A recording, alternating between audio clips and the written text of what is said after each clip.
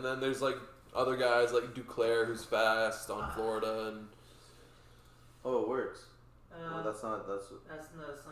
I'm gonna see if the audio is going in, but I think that's the best we can get right now for now. Yeah, good enough. Alright, I think this is good enough. Sorry to interrupt mid-conversation. No worries. Yeah, alright. Are we live? Yeah, we're live. Let's go. Beauty. Alright. Last stream before we go to recording. Big format changes coming to the Mad Lads pod. Yes, sir. New setup's gonna come in soon too. Hopefully. Big changes. New host. New host. Who's gonna be new host? We're bringing in Rod. Yeah, bringing in Rod Mayer. But yeah, we're back, and it was quite an exciting past 2 weeks since we've been gone. The Prem ended, obviously. We're gonna talk about that later. Champions League finals just happened. We're gonna talk about the FA Cups. We'll talk about everything. Yeah, I mean, just everything's coming up Liverpool the last 2 weeks. Liverpool. I mean, we'll start with the Champions League. Obviously, Real Madrid. You can't just wait to shit on Real Madrid, huh? No, because they are shit boxes. But yeah, so pretty much, Real Madrid won the Champions League. Congratulations to them. 1-0, 14. Big game for Thibaut Courtois, who everyone doubted a couple years ago. I never got that, to be honest with you. Why? The doubt around Courtois. Okay, because the first year he went to Real Madrid, he was terrible. He was terrible. No, the team wasn't terrible. The team was bad. Not really. He had a good team. He was Ramos and Varane were both out injured for most of that season. That's next year. That was the year after. And then he played better that year. Yeah. The first year, bro, when he came... He actually was shit. Bro, he was... I'm telling you right now, Thibaut Courtois, when he came the first year, he would have one amazing game out of every, 4. I don't know, man. I didn't think he was that bad when he was just inconsistent. He still had, obviously, the saves that he would make, but it's just, they're stupid, he'd always get negged. He would always get it between his legs. But he's got such long legs. That's always been a problem for him. But now he's improved. He's improved this year. Yeah. There was a couple chances I remember, especially in the, I think it was the City game, where Grealish took a shot and it was going straight between his legs, and he actually covered it really well. Yeah. But this year, besides the league, because the league he hasn't been getting challenged that much, he still played well. Champions League, he's proven himself as the #1 goalkeeper right now. And big shout out to him. Man of the match performance. People were saying absolutely bends and everything. I wanted to say, when we're at the Goose, I really wanted to say this might have been the best goalkeeper performance in the Champions League. It's arguably, I think it is. Bro, not even just Champions. But then I double checked it. When I saw the stat, he had 9. It was record breaking 9 saves in Champions League final. I'm it's just confirmed. It was the best performance. Just genuinely, it's the best goalkeeping performance. Not that Madrid played bad, it's just that they didn't play particularly well. There were a number of chances that Liverpool should have scored on, but Courtois really bailed them out a couple times. Especially that Salah one. The one that with his right foot. Yeah, the one with his right foot. Touch by him, bro. The one that he curled with his left foot, that was that was gonna just legit. That's margins. That was gonna hit the post and in. Honestly, if you look at the way it was curling. The Mane one. The Mane one as well. Top of the box. Yeah. But it was just it's not even just greatest Champions League final goalkeeping performance, bro. You can arguably say this is one of the best goalkeeping performances we've ever seen. Yeah. Besides Ochoa against Brazil. Yeah. Back then. That was and Tim crazy. Howard against Belgium. I haven't seen that one. I have to check that one. Bro, he set 13 saves or something. It was nuts. It wasn't as good as when was it? They weren't 2010 World Cup. They weren't as clear cut chances as the Brazil ones, because the Brazil Mexico ones were just those are that Neymar header where he got in near post was just nuts. Those were but the fact that Tim Howard faced that many shots and still kept out as many as he did was ridiculous. But yeah, Real Madrid champions, number 14, they got it finally. What are your thoughts on the finals in general? Before we get into the match a bit, because we already got into it, should we talk about some of the stuff around with the stadium, what happened outside the stadium? Yeah, we can definitely talk about that. Because just to get that sort of out the way, because we can go through the match in chronological order. The match was delayed by 40 minutes. 40 minutes. Literally 40 minutes. 40 minutes. No? It started at 2:40. Yeah, 40 minutes. 3:40. So it was delayed 40 minutes because of crowd issues. There were instances of people hopping the fence, but the reaction from the French police was beyond ridiculous. No, it was horrible. They shut down all but 2 of the gates that Liverpool fans were entering all but one. With 5 gates, and they shut down all of them but one. they were blocking fans who had legit tickets because they were informed by, like, the ticket takers were informed that, you know, that all these fans had fake tickets, which they didn't. On top of that, the French, they come out with the tear gas, the pepper spray. They came out with that real fast. Gas? They did. Yes. They tear gassed them. They pepper sprayed like a 10-year-old girl. What the Matip's family had to hid in like a cafe nearby because they were getting like tear gassed. Andy Robertson's brother gets hit in the face. What? Like, no, there was legit issues. So like there's that was all going on pre-match.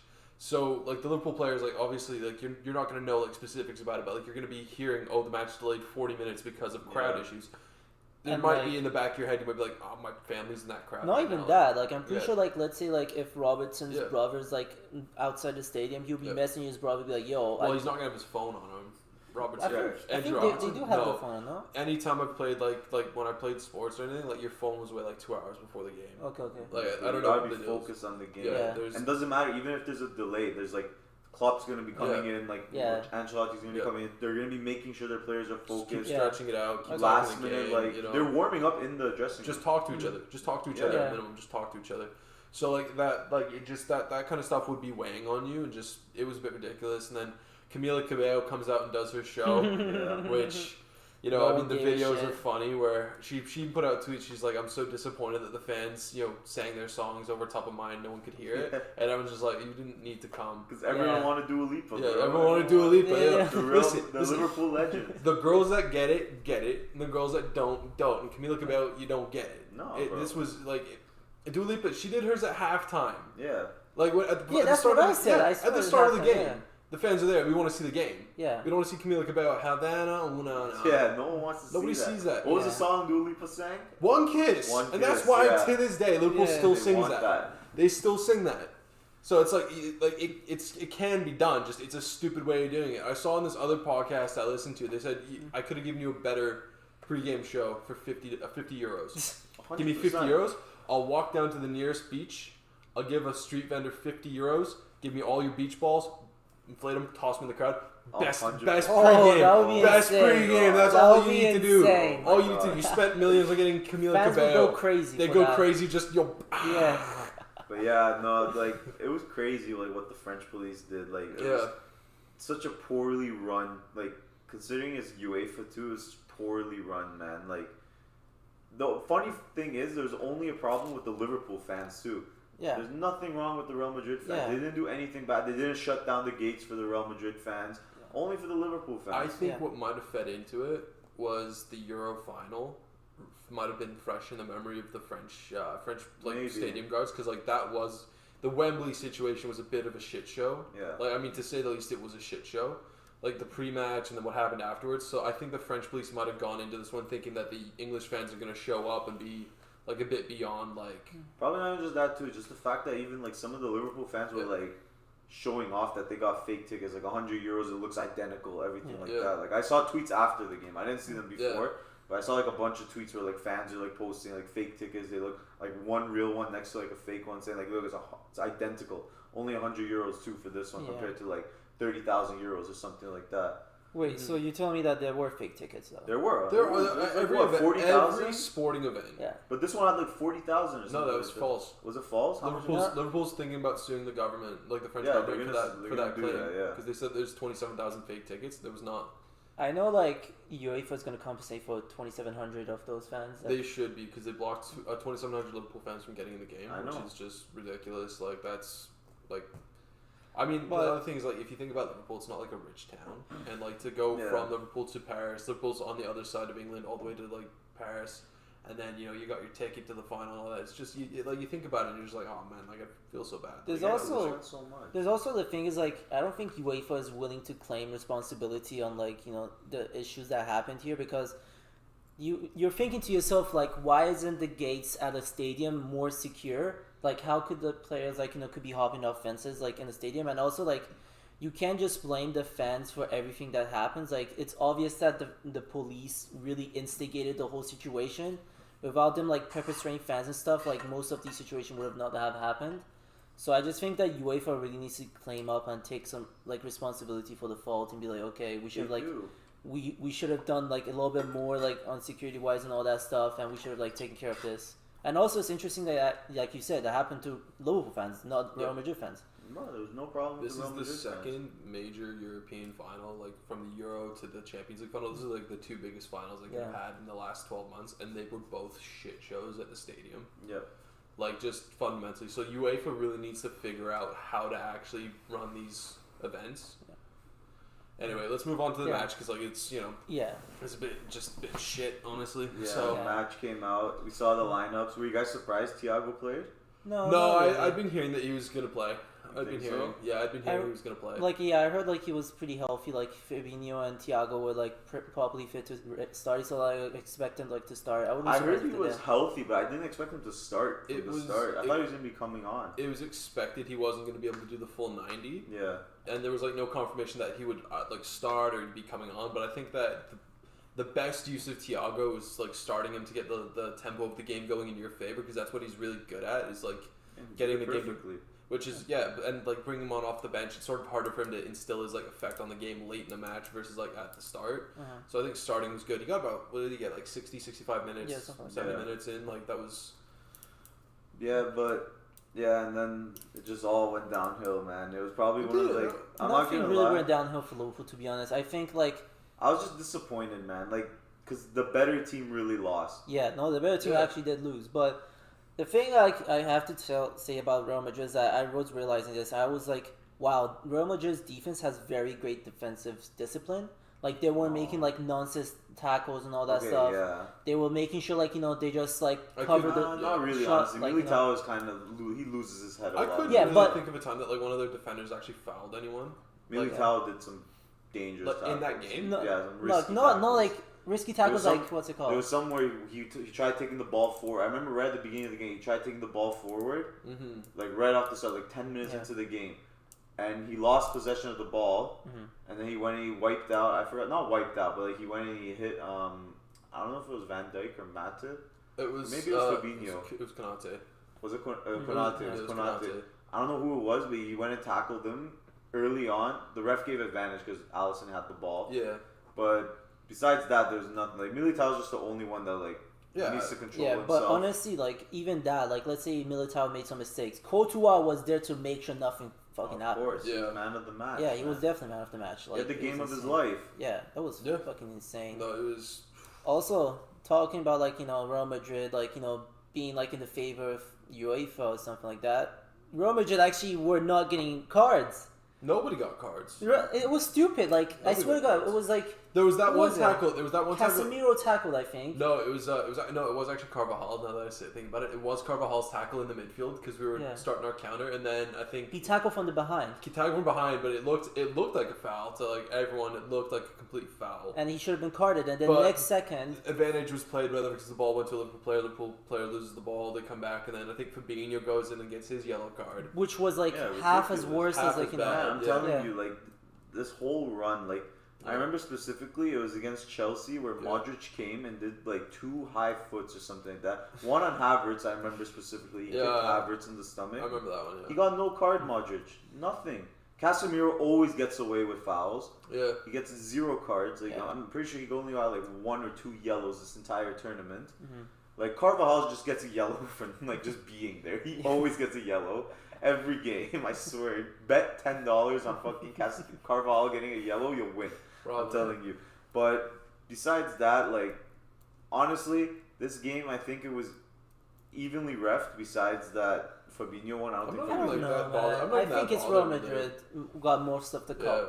Obviously, they get favored a little bit because it's Real Madrid. We all know Papa Perez is paying them. Yeah, exactly. That's one thing I hate about Real Madrid fans. Now they have ego. They're like, oh my God, Perez is a genius. He's doing so well. But it's like, No, he's doing a good job. He's doing a good job. But like at the same time, it's like, alright, shut the fuck up. Everyone knows Perez is doing some stuff in the background. Like, you don't need to say anything. Like, I mean, I think the biggest genius behind all of it is Carlo Ancelotti, probably. Yeah. Like, he deserves a lot of credit for like the job he's done, because he's come from like taking. Last season he was managing Everton, which I think a lot of people have forgotten about because it's felt like a long season. No, I really wish he stayed, but I mean it worked out for him. I don't wish he stayed. Like, it's just felt like it's been a long season for like all. I feel like this season's felt longer than most other seasons. No, because this season was so long. It was, it felt long, but like you almost forget that he was at Everton last season, just sort of with like a mid low table team. Like he just wasn't he was getting the most out of a lot of those players. I think as we saw this year, where like they were in a relegation battle, but he's a great coach and he's done an amazing job. Like he's done it without having a proper right wing, because Valverde is not like a proper right winger. Yeah. He's doing an okay job like playing in the right midfield, like, but it's not like he's contributing like the same numbers as like Bale traditionally did, where Vinicius is contributing sort of how Ronaldo traditionally did. But honestly, I feel like it felt like what happened like is like what M.A.D did for France, because like they're both not like a traditional like winger, but like they both provided like on paper they were like on the wing, but they both provided like that necessary defense that the teams needed. Yeah, and they helped like get the ball going forward. Absolutely. Yeah. Besides that, honestly, the goal was nice. The goal was a nice goal. Like Van Dijk, some questionable defending on that. Yeah. I'm not gonna lie, that tackle that and Trent didn't see it coming. No, Trent was just caught sleeping. Trent. I want to say this. Trent had a good game. He did. He had a great game. This one he got caught out a bit. The thing that I saw was I saw a clip where it showed Robertson pressed up to like the edge of their box, like 2 seconds before they come down that wing. And he pressed himself way out of position, and I think that was the biggest issue that led to that goal. Like, that was 100%. Van Dijk's tackle wasn't great. Yeah, like Trent sort of didn't have his man, but like that's what usually happens when we have a player push up that high. Is we go to almost like a makeshift 3-back where Robertson tucks in, or Fabinho tucks into the middle, or Trent tucks into the right hand side. No one really picked up that well, and that's one of the things that comes from the way that Klopp has the team play. Is that he wants his fullbacks to go forward. He's okay with them pressing. But this is the thing. We can get caught out like this. And it doesn't happen very often. It happens from time to time. It's one of the spots that I think that we're weakest. But it also, we win the ball back in that possession, like those positions a lot. Like the first 10 minutes of the match, Madrid couldn't get out of their half. No, I'm telling because Trent and Robbo were pushing 80% of the game, up until the 80th minute, was in Real Madrid's half. Yeah. It was Real, like, bro, to me, I'm not going to lie, honestly, it felt like Liverpool had like 99% possession. Yeah. When I was watching the game, obviously like Real Madrid's doing their like Cruz is doing his useless back passes and all that bullshit to keep his 100% pass accuracy, fucking passing merchant. But besides that, bro, they didn't create. They had one chance the entire game. Yeah. I realistically see the game from the first minute all the way till the 80th minute. That's how I saw it, because after that, like Liverpool just lost their head and it was completely different. It wasn't the fact that like they lost their head. They didn't lose their head, but they just wanted to score. Yeah, they just wanted to score. They didn't have enough in the midfield to come off the bench. Yeah, in my opinion, like that was the thing that killed them was when they made substitutions. Like bringing on Firmino when you're down a goal, you can go to a 4-2-3-1. I think that's good, but the two midfielders that they had out there were Keita, who came on for Thiago. And that's not a strong enough substitution for a Champions League final. Yeah. And Fabinho, who was, let's be honest, he was injured for this game. Like he's coming back from an injury that he was probably playing through a little bit of pain, which that's fine. He had a decent game, but like that's not good enough from a midfield too. And they like Keita, I think he's okay on the bench, but he shouldn't be the first guy coming on. I don't even think Keita is a good enough bench player as option for Liverpool, as they want to be No, I don't think he's good enough. Like Liverpool wants to be a consistent Champions League winner, and they cannot have a player like Keita, which in a very tense situation, his first reaction is like, okay, the ball's coming to me, I'm at the edge of the box, let me just hit it outside of my boot. Like, no, you can't have that. To be fair, I've seen him score that. That was just a ridiculous. At that moment, it was just not worth it. He has done that before outside the foot, but it was just like he hit it so bad. It was a rash decision, and if he had missed it by less, we'd be talking about it less. But he missed it by a lot. Yeah. I've seen him also score that. Yeah, 100%. But what I'm trying to say is that he is not the first name that should be coming off the bench. Like he's not. Like I'm fine with him. Like in midweek, if you want to rotate him, we're playing Southampton, we're playing Leeds, we're playing. Who's coming Fulham, like rotating him in there, no problem. We're playing against Crystal Palace, we want to get Thiago some rest because we got a game on Wednesday against Atletico Madrid. No problem there. It's just when you get into a Champions League final and you look to your bench and you need a player to come on in midfield, and your options are Curtis Jones, young player, don't get me wrong, he's a good player. I'm very happy with him. I just don't think that he's not ready. Doesn't fit. Alex Oxlade-Chamberlain, that doesn't work. That doesn't fit. He's leaving. And then you've got Naby Keita, and I'm just like, that shouldn't be, or James Milner, that shouldn't be the first I think personally what Klopp should have done, I even told my friend when I watched it with them afterwards, I told them that Klopp should have took off Thiago, kept Henderson and Fabinho in that two kind of midfield, like no 4-2-3-1, and Firmino in as the cam pretty much. It's the 4-3-2-1. Yeah, I think so. I think he should have kept Diaz out there. Yeah, a little bit longer. Cause I don't know. Diaz was not offering anything, man. He wasn't offering anything there, but I think that if you played Diaz with Firmino as well, like if you had Firmino playing in that advanced position, that means that Carvajal couldn't get out as wide because we really only had Mane in the middle, and that's easy to cover with like the two center backs. But when you put a second man in that middle, it makes Carvajal have to check over his shoulder a bit more and stuff like that. So I thought that would have been the one thing. Diaz really didn't have much of an effect because he's a dribbler. And this is the kind of game where you're probably not going to win a lot of the dribbles that you're going to really attempt from those positions. Yeah, but overall, man, this is one of the flukest runs I've ever seen in the Champions League. It's never going to happen again. Like I'm telling you, this is never going to be replicated by any team. The last 3 times Real Madrid played, the last 3 games, I'm going by Liverpool, Man City, and Chelsea. Okay. They did not deserve to come out on top, in my opinion. But that's that's what we can all say that about Park the Bus football. We can all definitely say that about Chelsea's win against Barcelona. They didn't deserve to win that game, but Fernando Torres at the end of the day went around Victor Valdez and scored it. This is the issue. To me, it's just Real Madrid. Don't get me wrong, they won it. Whatever. Congratulations to them. The better team lost in the last 3 games. I know. Yeah. No. The thing is we can always say that about park the bus football in general. Whenever we see a team park the bus just because they didn't have the ball enough, we would see oh shit, they didn't do well enough. Don't get me wrong, in that game, even though they parked the bus, they were just horrible. They didn't deserve to win in general. But sometimes you have to think to yourself does a team deserve is a team undeserved to win just because they really played their tactic effectively? I don't even think that was their tactic. I think park the bus was a tactic. No, their tactic, Real Madrid tactic is never park the bus. They like to take advantage with the midfield, but Liverpool's midfield was keeping them on their toes. For the first, they were pressuring him. They were pressuring them. They for the first 80 minutes. 80 minutes. Yeah, because afterwards they all went ultra attack. Afterwards, Firmino stopped tracking back into the midfield because that's one of the things that I think I like about him as a cam is that he does track back into midfield. He didn't do that anymore. After the 80th minute, Klopp was just, you're 2 strikers, fuck it. 4-2-4, honestly, it was just fuck it. And at that point, Fabinho injured, Keita not as good as he's not even as good as Camavinga. Yeah. Ceballos should have fucking scored that chance though. Casemiro should have scored that chance, bro. That was Casemiro. I don't even think that Casemiro is he's not. I don't think I've ever seen him score a goal. So he scored some bangers. He scored some goals, but his first reaction is not for him to be let me take that shot. Bro, I'm sorry, when you're on top of the 6-yard box, wide open, man. Yeah, but we've seen that happen with Liverpool as well.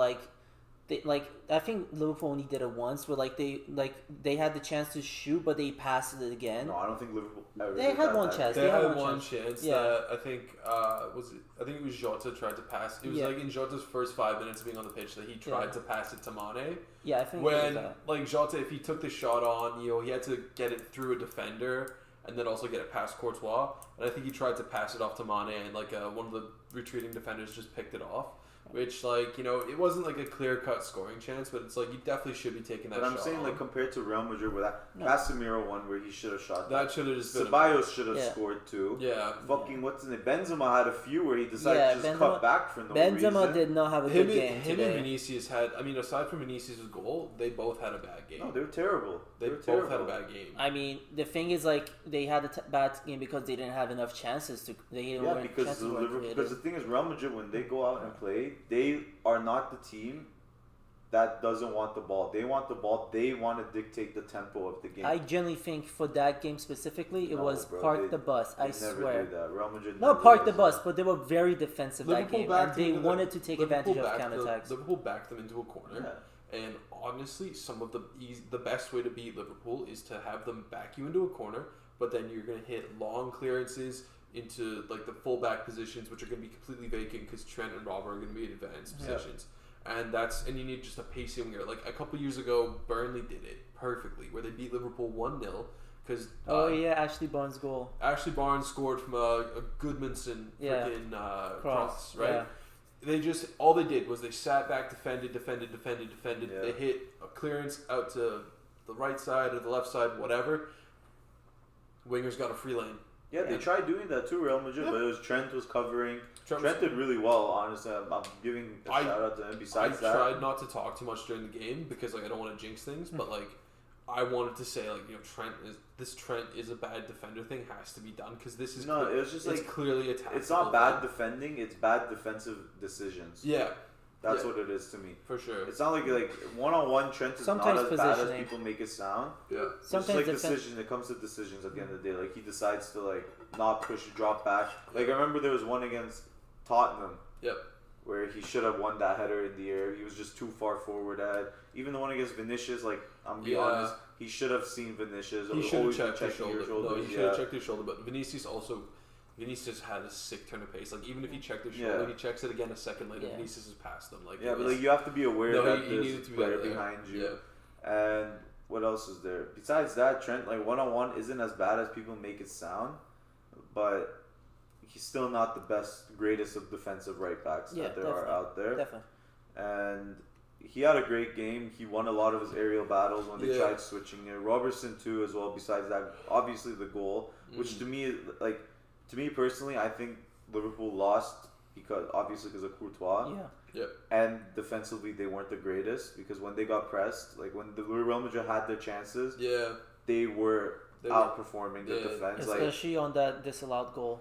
That disallowed goal was just a communication error, shambles. No, even that. Konate should have just cleared it, but I don't know what he was doing. Well, there's no communication. He was facing the goal when he had the ball, so he's going to try and clear it over the top of the goal, score the most open net, Champions League own goals of all time. No, there's just no communication. There's just nothing there. It was just a weird communication. Alisson also had two questionable decisions. Was on the disallowed goal. He came out, was weird. And there was another one where he came ran into the middle when there was Konate and Van Dijk. And Konate and Van Dijk handle it, and I'm like, okay, Alisson, what the fuck are we doing here, buddy? Let's just simmer down a bit, But what are your thoughts on the offside? You guys think it should be disallowed? I think it was disallowed. It's the rule. It's the rule. It's the second to last man rule. It's a weird rule. Yeah. No, people are saying it shouldn't be disallowed because it hit Fabinho as well as Konate. Whoa. And went back. Well, at the same time, that's not how offside works because it's a different phase of play. If Fabinho or Konate played it back, that's what I'm saying. But if at it was the intentional same time, pass, then it should be allowed. But at the same time, if we wanted to take that in, poaching is going to be a lot easier because let's say Benzema would have just been on offside position the whole time. Vinicius hit it off of Fabinho, so I can just smoke it off Fabinho at the halfway line. Yeah, no, but I'm saying people are saying the reason why it shouldn't be disallowed because obviously some people don't even know the offside rule. They just think that if they still think to this day, some people to this day. So I remember my friend who told me after he was like, "Yo, Benzema's goal should have been allowed." Robertson was on the line. There's a defender there. Just because he's behind the goalkeeper is such a bullshit rule. Yeah, I'm like, no, it's not behind the goalkeeper. The reason why people think it's always just one man and the defender is because they don't take into consideration that the offside rule is you have to be in front of two players. Yeah. The goalkeeper counts as a player. You never see a goalkeeper come out like that where the striker's behind the goalkeeper. No, it was such a weird, fluky shit show of play. Yeah. If Benzema got up instead of fucking eating dates on the floor, he would have been onside. But his left leg got him offside. The one that was on the floor. He just didn't stand up fast enough. There's also people don't know this rule. It's a weird you one. want to see this rule, but now everyone knows what's going on. It's a bit like in 2015, the Women's World Cup. Canada gets a 6-second violation because the goalkeeper holds the ball for more than 6 seconds. Yeah, that never happens. Yeah. But it happens once, and you know the rule forever. You're never gonna forget it. Yeah. It was weird that the ref called it then. This is a weird call, but it is the rule. Is the rule. It's the rule. The rule's the rule. And it's unfortunate that it happened in Real Madrid, but in the finals. I just think this whole run, Real Madrid, it was basically just moments, man, for them. Can I just bring up one last thing about the match? Yeah. The day before the match, M.A.D said that he will let people know about his future after the match because there was rumors that he was thinking about leaving. There's a rumored interest from Bayern. That was sort of hanging over the match, and after during the Liverpool FA Cup, Carabao Cup parade, right? Because they held that the next day. He confirms, I am going to be leaving. Mm-hmm. Who do you think should be the replacement, the Mane replacement? Well, it depends on what you guys need. I think, in my opinion, you guys should get a striker. Yeah. A striker. Obviously, there's the likes of Darwin Núñez. Yeah. Darwin Núñez has his sights on United. Like, there's rumors that he chose United and he wants Benfica to come to an agreement. Yeah, but why the fuck would he want? Benfica wants 70 mil. United want to give 60. I don't understand. I don't believe that at all. I've seen it on Twitter. That's the thing. Like, yeah, okay. I'm not gonna say it's 100% true, but I've seen it on Twitter. Darwin Núñez very United. No, it doesn't make any sense though, because you've already got Ronaldo playing striker, so you're gonna sign Núñez. Well, we do need a backup striker. Yeah, but you need other positions. He shouldn't be your backup striker. Hey, we need someone like just because Ronaldo's is 38, gonna be 38 now. He's not gonna be playing all the games, so why not have Darwin Núñez and Ronaldo? Get a younger guy. Get someone who's like younger than Darwin Núñez? Yeah, he's 23. Go get someone younger. Like go get like Wout Weghorst for just to be a full on backup. No, genuinely, go get Wout. I would love Weghorst. I would love a Weghorst, man. I didn't say anything. I would love a Weghorst in United. Like, and then I would buy his jersey immediately. The other player that I was thinking about would be like getting Christopher Nkunku. Center forward. I would love Nkunku. I would love Nkunku. But like the thing is that this is sort of what it's looks not like. gonna work with Fernandes and him. Fernandes? Bruno Fernandes and Nkunku, both at the same time. Liverpool, dickhead. Oh, we're talking about Liverpool. I thought we still were talking about United. No, we never started talking about United. We did. You started talking about United. I said Darwin Núñez, and then I thought we were talking about. I said who should replace Mane, and we said Darwin never mind. Núñez. And you're Continue. like, That's on me. That's on me. My bad. No, so I think Nkunku's the other player that Liverpool's linked with heavily. The thing that I think would happen with that would be Liverpool changes to going with like the 4-2-3-1 permanently. 4-2-3-1. Yeah. Play Jota up top. Yeah, because Milner's contract's coming to an end. Yeah. Ox is going to be moved. Yeah. Keita I saw rumors today that PSG want to sign Naby Keita. Yeah, they want to sign Naby Keita. How much? I didn't see a like proper figure. Liverpool want to recoup a lot of what they sold they bought him for. But it's PSG. You never know. They spend stupid amounts of money, so you never know. Yeah.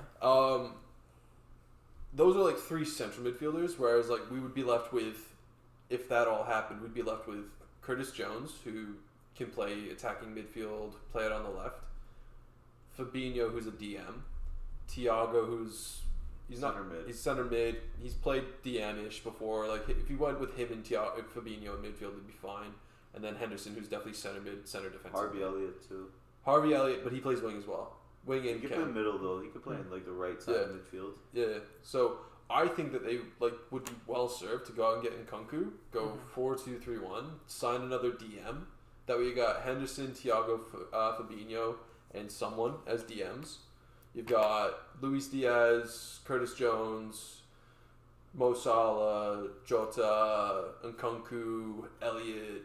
Carvalho just signed as well, and he's been playing as a number 10 for Fulham as your forward options. Like you could rotate them. You can do that, or you could just play Nkunku as the false 9. Yeah, but that requires Diaz to come more essential. We'd have 3 false 9s. Then we'd have Firmino. I don't think we'd sign him to play false 9. I think we'd sign him to play Cam. I think Firmino should be sold, and then you've been saying that for years now. I genuinely think his role is not being being reduced. Diogo Jota is already coming there, claiming the spot. Luis Diaz is there, claiming the wing. So it's okay. They have to fight for the spot, and then they're already gonna get a striker. So why not just get Christopher Nkunku, sell Firmino to and the Venera? I think swapping. I think right now, if they're getting Nkunku, Firmino should be out of the question. Why? They should be sold. Why? Well, he's gonna be last role. He's gonna be the last player. What's it called? Last tier in his position. Okay. He's not gonna be essential anymore for that team. Jota would be a proper number 9. What's that? Jota would be an actual striker, and then we would have Firmino could play striker, could play Cam, and we'd have Nkunku play Cam.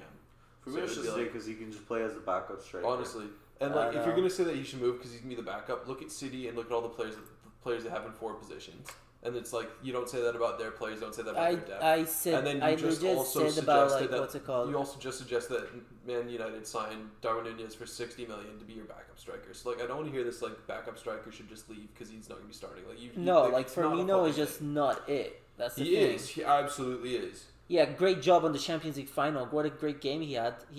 Well, how many good games did he have this season? I would only say, like, he only had, like, let's say 3 tops. It's 3 more than any United player. No, David De Gea legit had, like, amazing season. No, he had a shit season. How did he have a shit season? He conceded 57 goals. But is that on him or is that on the defense? Is all 57 on the defense? Bro, yeah, no, but like it's like most of them on the defense. If you don't have a good defense in front of him, then what the fuck is he gonna do? Like, there's nothing on him. We legit can't talk about Liverpool forwards without Mobin just taking shots at Firmino. Firmino is legit ass, man. Like, I don't. What has he done to you? He's just ass. What has he done to you? He's just ass. He's just a good role player. He's a good role player. He's the most overhyped player of all time.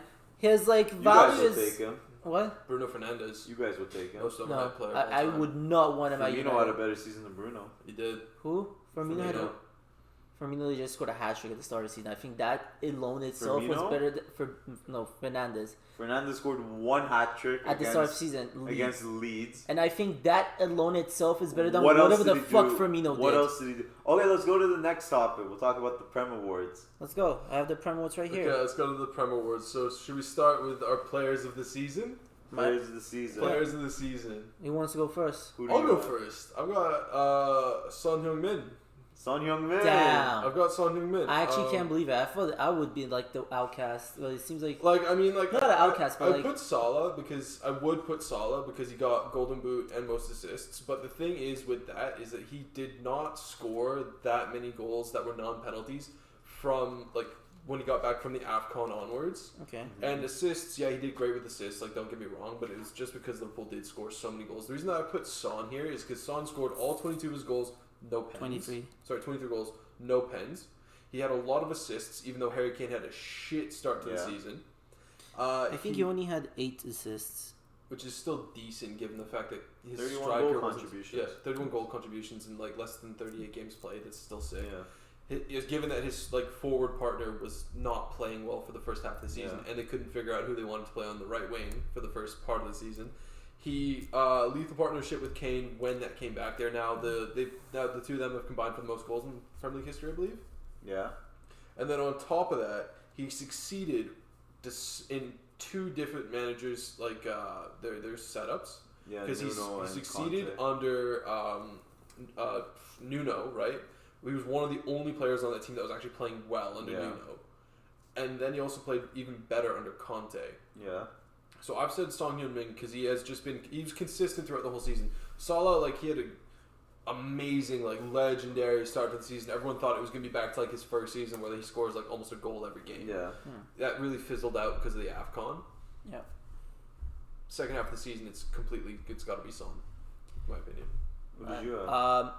Mo Salah. I honestly think that just the fact that like he's Golden Boot and like top assistant is like one of the most achievement that we're not going to see for a long time. It's the second time he's done it.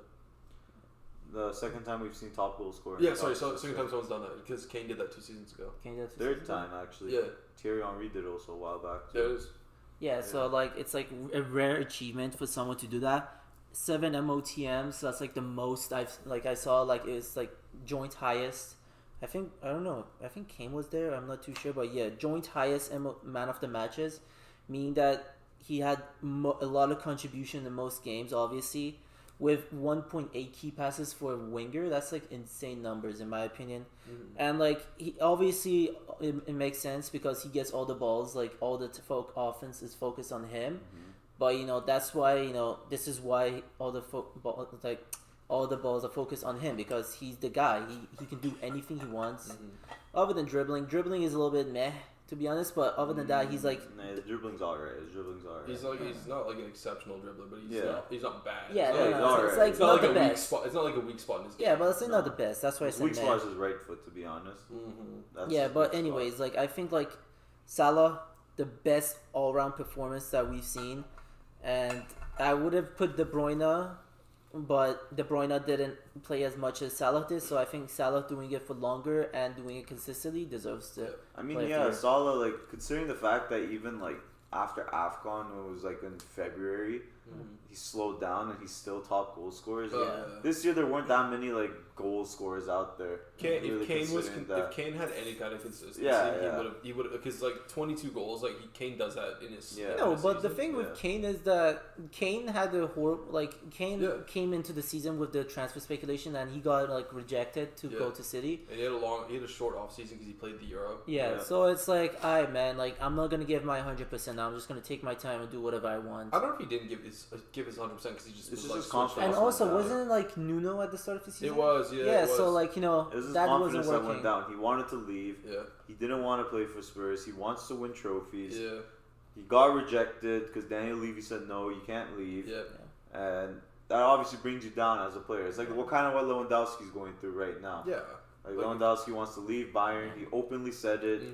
And Bayern's just saying, no, we're not going to let you go, anything like that. Yeah. We have a contract until 2023. You're going to stay here until 2023. Unless we get like 100 mil or something, which is ridiculous for him. But, I mean, yeah, Salah, Son, great shot. I had the guy who won it himself, KDB. Just because of the fact that I think from the second half of the season, like from the start of the season, KDB's been good. But from the second half of the season till the end, he's been amazing. Like, he's been a standout player, in my opinion, in the second half of the season. Listen, the Wolves game has me putting him in, like, probably the all-time Premier League 11. Like, just from that one, I was just like, you know what, this guy hat-trick of left foots? Yeah, and he's right-footed. Yeah. Man, I'm telling you, KDB, by the end of his career, he's going to be top 2 midfielders in Prem all-time. He's already in that conversation with like Yaya Toure, with Gerrard Lampard's goals, obviously. Yeah. Like he's in that conversation. It's like those are the best 5. But it's just people won't put him up there in the top 5 because he's not English.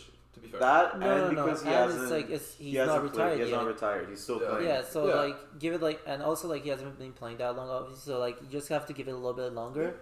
And there's also the fact that like nostalgia coming in, like to me personally, I have both Conte and Kane, not Kane. Conte and De Bruyne in my top 10 Premier League midfielders of all time already. I could definitely see that. I could definitely see that. I have both of them. But yeah, I put KDB.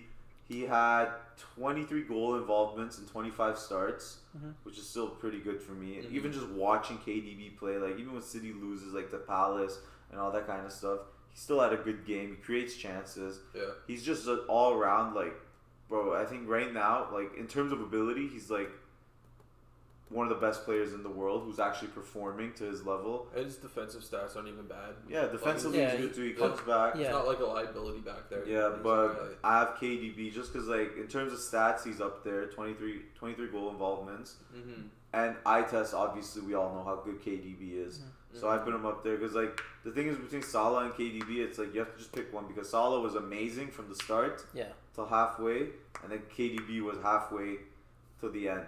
I tried to go with the guy that was Son. I would have put Son. It was between KDB and Son to me. Yeah. But I just gave it to KDB because he also won the trophy as well. Too. Yeah. Well, I mean, you know what? Son with like the Conte Tottenham, I wouldn't put it past him like getting a trophy next season. To be honest with you. Maybe honestly like a League Cup. I'm thinking of like FA Cup. I think they could win the FA Cup next season. I think they could win the FA Cup next season. I think there'll be better challenges for like the top.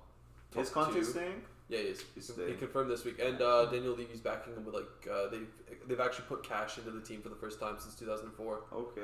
So it's like they've given him like 150 million to spend this summer. Yeah, I know. And they've already signed Perisic. Yeah, United has a war chest as well. Chelsea as well because their transfer went through. Apparently, apparently 200 million is going into Chelsea. New owners. City. Like the owner said, like they're not done signing players. With already having signed Alvarez in Holland, they're still going to sign because they need to get they're going to sell Gundogan and sign a replacement. Yeah, so now it's up to Arsenal and Liverpool. Gone. Yeah, and Fernandinho, they need a proper defensive midfield, like a ball winner, because they can't like Rodri's not bad. They just need like a proper ball winner. Yeah, proper ball winner, like someone that they can put out like as an option at least. Yeah. Now it's up to Liverpool and Liverpool and Arsenal to say to themselves, okay. Like Kroenke has to say to himself, these guys are putting money in. I have to do that as well because I had the Rams win. So why not just make sure Arsenal win as well? You know? Yeah, I mean, honestly. And Liverpool, Liverpool's gonna get money from the M.A.D transfer as well, probably. Yeah. Like I'm guessing around like the 70 mil, 75 mil. I'm reading like. I think that's value. I think roughly 50. Roughly 50. No, I think because he's only got a year left on his contract. He wants to leave, and Liverpool's not going to be like dicks then about sure, it. 50, 55 mil. But yeah, they're gonna get money from that, and what we know from Liverpool is that they most of the time they get a lot of value from the money from the cash they spend. It's gonna be something smart. Like I bet you it's not gonna be something that we said. Like watch it be like Rafinha or like Gabriel Martinelli. Rafinha, he's not gonna go for under 75 mil because he has a release clause. No, 55. Leeds is asking for minimum 55 from Barca. Wasn't his release clause 75? No, his release. He doesn't have a release clause. His release clause was he did.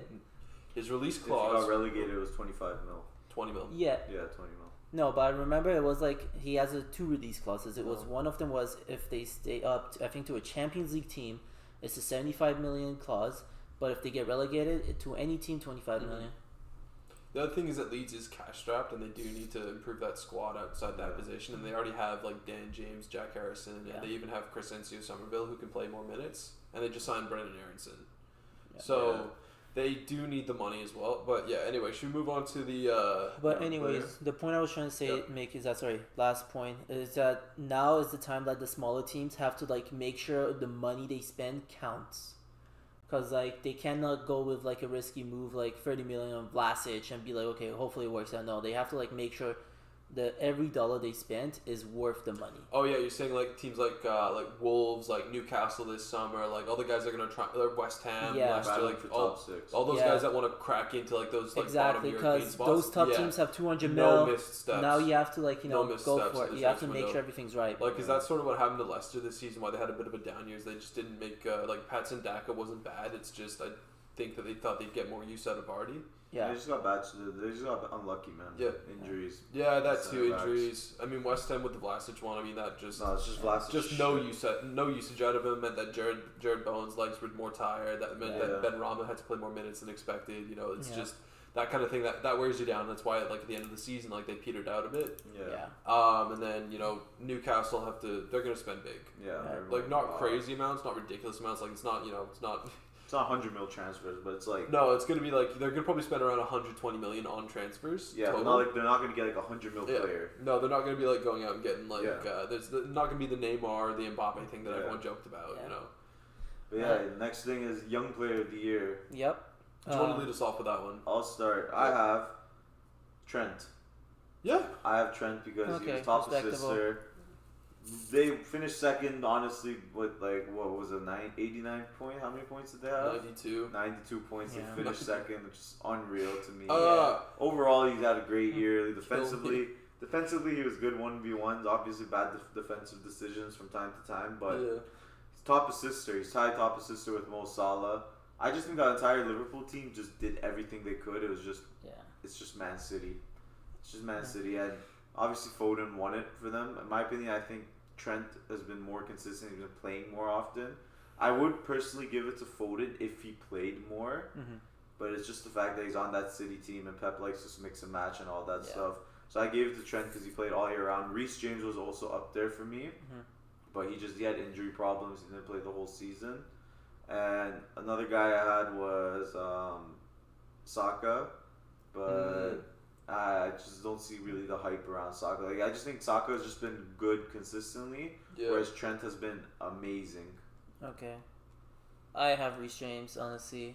Reece James? Yeah, because honestly, I'm thinking of like young players and how well they did. My top three were Kulusevski, Conor Gallagher, and Reece James.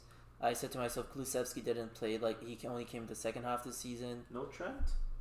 Not really. I mean, like, I said, I really had a little bit of doubt for Trent. Liverpool obviously, agenda. No. Like, the thing is, like, if I had to choose between a right back, I would choose Reece James over Trent, because of the fact Trent had a better year. Okay, but like, I would personally give it to James because, like.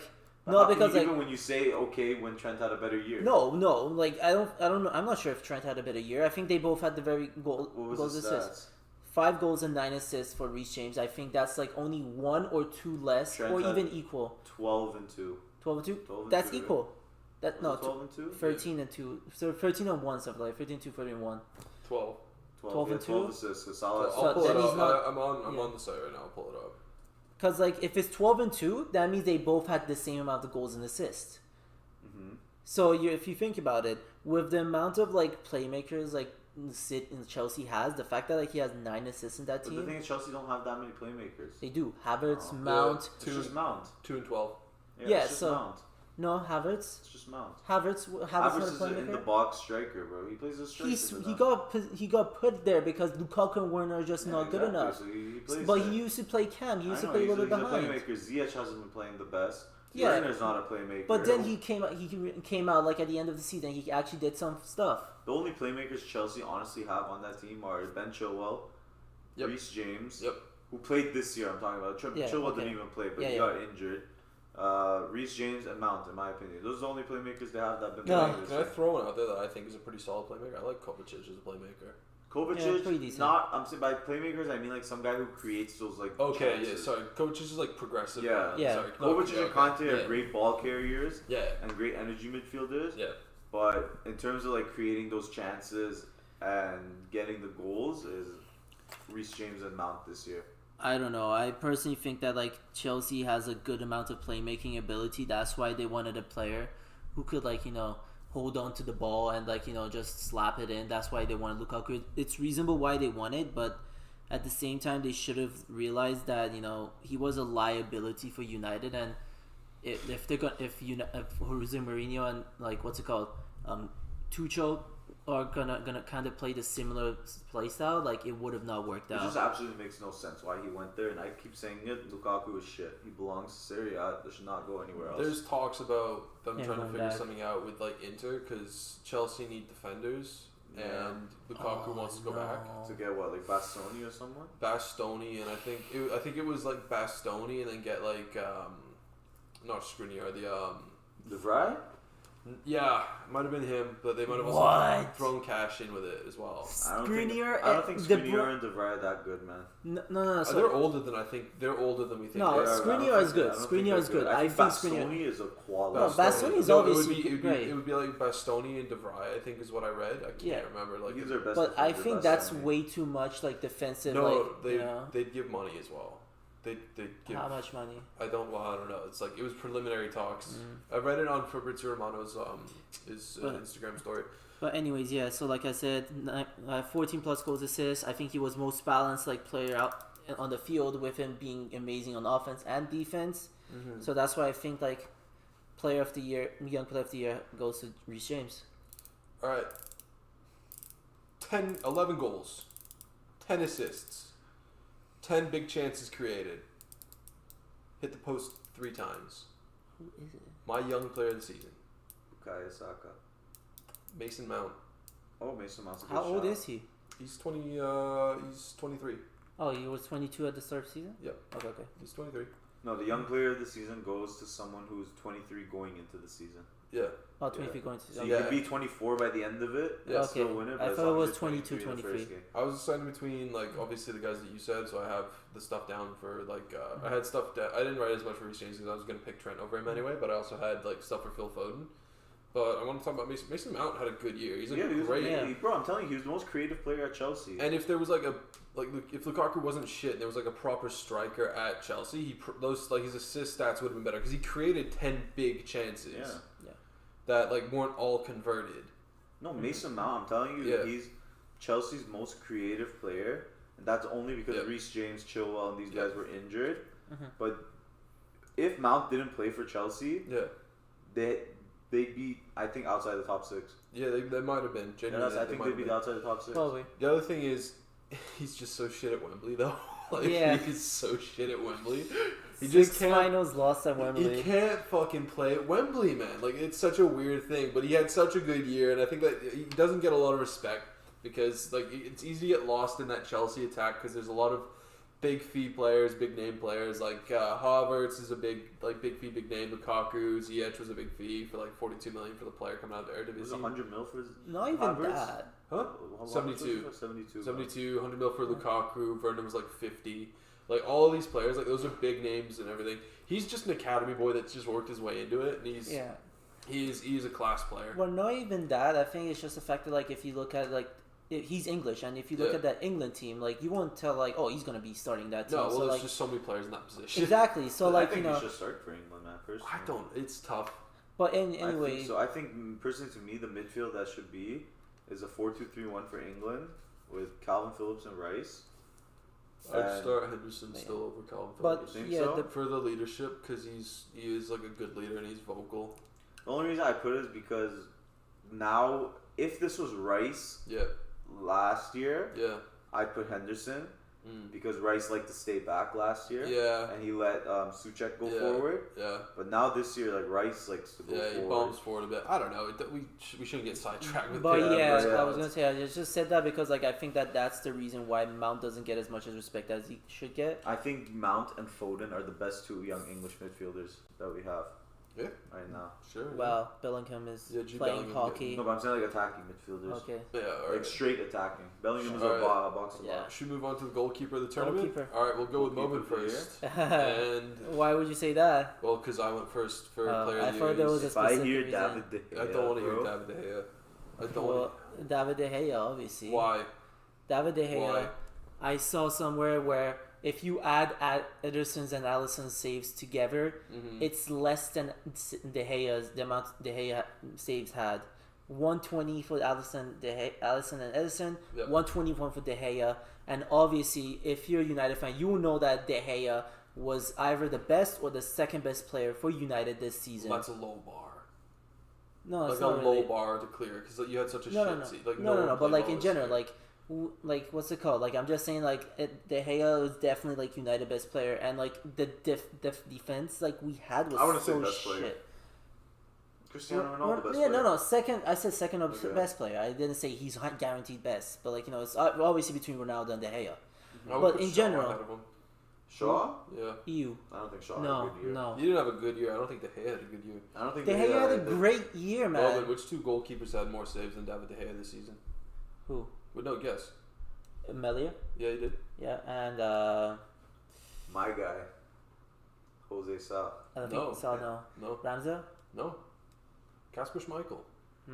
Oh yeah, Kasper Schmeichel. Yeah, but they made. But what's it called? But De Gea, 3.3 saves per game with that United shitty defense ahead of him. Obviously, Melier. I'm not saying he's not a good goalie, but like look at where they positioned.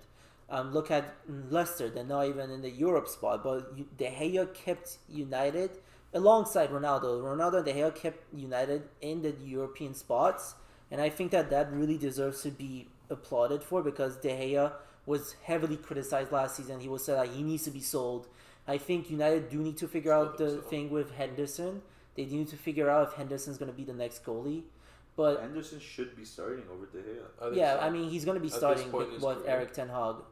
With Eric Ten Hag coming in, I think he will be starting. But anyways. Oh, by the way, the thing you said about him having more saves than Alisson Ederson is not correct. Not correct? Nope.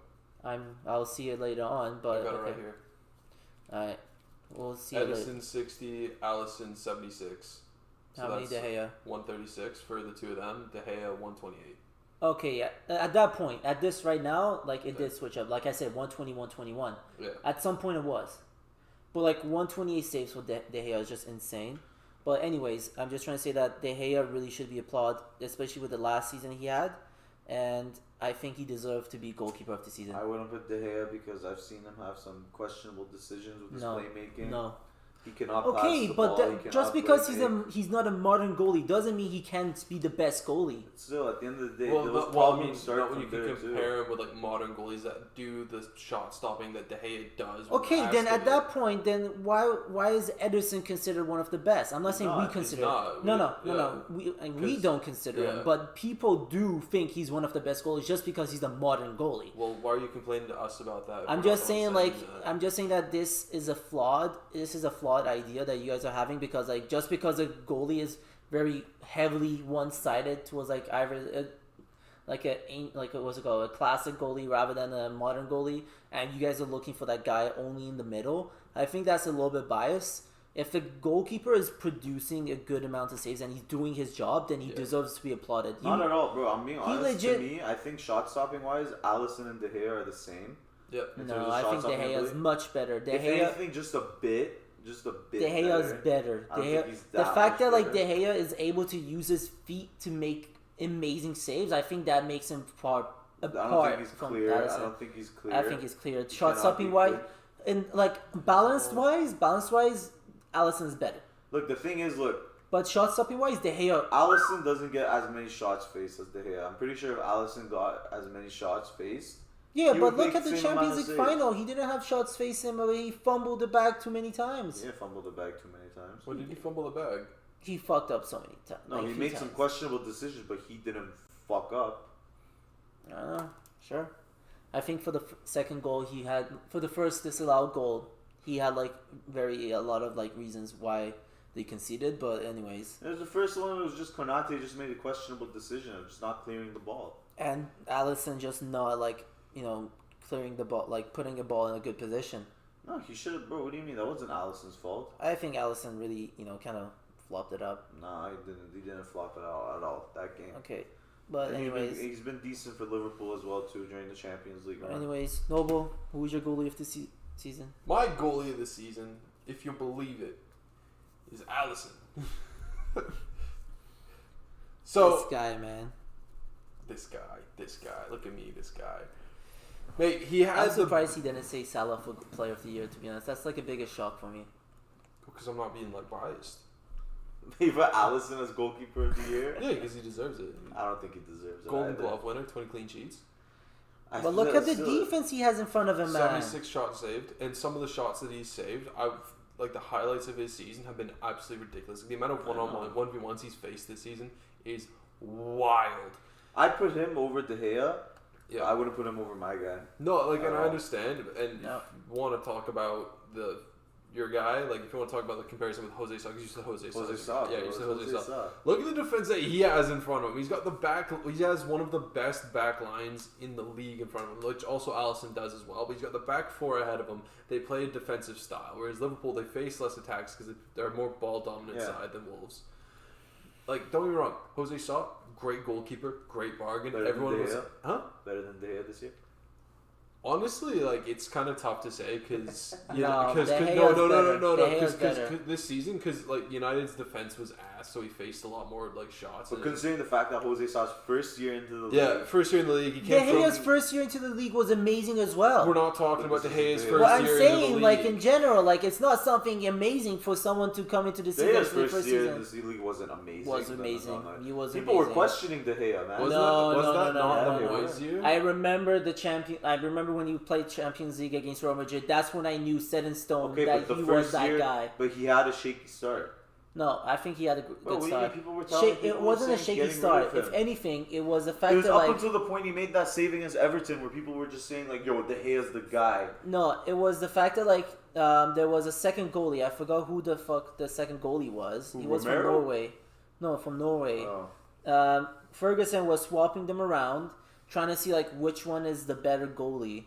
And then he figured out, like, at some point he realized that De Gea was a goalie, and once he started playing him consistently, De Gea he didn't have an amazing start to his I think he had a great start, great to amazing There's a lot of people who still say that they were questionable about De Gea when he came in. I wasn't. I love De Gea. No one's questioning Jose Sa when he came in. Well, that's because Jose Sa is playing for Wolverhampton. De Gea is playing for the 2013 Man United, where Ferguson wasn't even... Worst team. No, not worst team. Wolverhampton's a worse team than Man United on paper. But there's a reason that De Gea was questioned, because at that moment, Man United was one of the best teams in the world. Ferguson wasn't like, there was no rumors of Ferguson retiring, so there was like no like decision of Ferguson be like, okay, I'm gonna leave, like, you know, this team's gonna be handed to someone else. No, it wasn't that. So people were questioning the fact that, like, is he that quality? Is De Gea that quality? So what the fuck does this have to do with this season? No, I'm just saying, like, in general. I'm just saying, He's saying that De Gea, when he came in, had an amazing start. No. I don't think he did. No. I think he did. But the bar was set high for him, but the bar for Jose Sa was set low. So if you think about it... honestly, coming in for Rui Patricio? What? Mate, I'm looking at the De Gea versus Alisson stats, and Alisson's clear. Okay, no one compared Alisson to De Gea. We're talking about Jose Sa. Just now, we were talking about it. I think, shot stopping wise, I said like shot stopping. No, I know, but it's because I picked him as mine. He's being compared to De Gea, yeah? Okay. So De Gea save percentage 50% this season. Alisson 51%. So okay, even, just one. get in. But also, you have to consider like where the shots were taken. Well, the shots. Like XGs. Let me see if where is that? I just had it here. Per 90 goals against. De Gea had more goals against. Yeah, because of a shitty defense, you can't just use that against them. At some point, at some times, like look at the fucking Harry Maguire one. Harry Maguire when he's like, what's it called? He fucking shoved Luke Shaw away from like the ball and like against Spurs. Yeah, what is De Gea supposed to do? What the fuck is he supposed to do? It's the only reason I can't put De Gea up there is because playing with the feet is not great. But okay, I'm not saying that is not supposed to be a factor that goes into play. Because that also affects your team. I've seen him so many times just kick the ball out of bounds. I don't think that should be a fact. It should, man, because that's where chances, like that's where potential chances can be created. I think if like if you have your goalkeeper and he sees your ball playing center back on the right side, how was Ole very effective of getting him into the game? Why was Ole so effective? De Gea. Why was Ole so effective starting the game from the back? You have to think about it. Yes, he was. Trusted his players, successful with that? When what's it called? Last season, he was very successful in doing so. Like, because his first possession went back to his goalkeeper? No, like, I'm just saying, like, Ole was so, like, put, like, because he trusted his defenders back then. De Gea lost trust in his defenders nowadays. Okay, yeah, because what's happened? Because the whole because point that's after, like, Ole got sacked. That's a long time ago. I'm just saying, like, just because De Gea has a shit team ahead in front of him, and the best player is all the way at striker.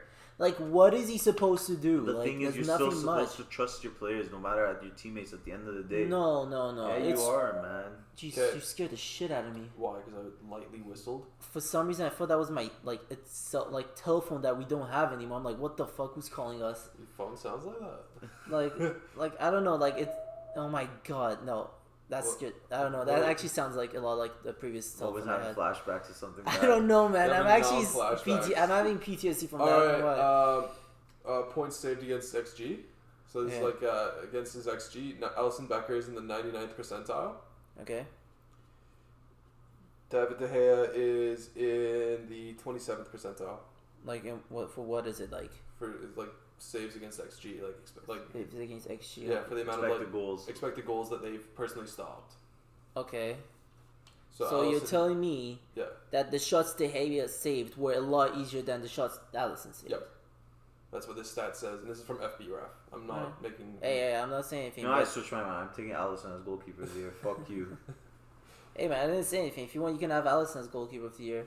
Alisson was better than De Gea. Jose Sa was better than De Gea. Casper Schmeichel was better than De Gea. No, I honestly think De Gea had. Ederson was better than De Gea too. Fuck De Gea, bro. Alisson also 98th percentile for defensive actions outside pen area, and average distance of defensive actions he was in the 99th percentile. Meanwhile, David De Gea was in the 5th percentile. Yeah, because De Gea is not a fucking modern goalie. That should not be a factor into this game. Yeah, but when a goalkeeper does that, but also does goalkeeper's job is meant to stop the shot, and if a player is able to stop the shot, then he's good enough. A midfielder's job is to play in the midfield. If he scores goals, it doesn't matter. It doesn't make him a better midfielder.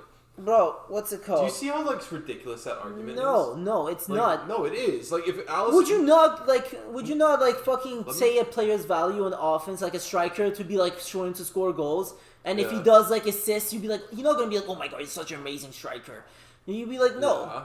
Like, would you rather pick for a striker? Would you rather pick a player that had 24 goals and 3 assists, or a striker that had let's say 12 goals and 15 assists? Yeah, but that's not a good metaphor. Which one would you choose? No, it is. It absolutely is. I'm not even getting a fucking word. Say why.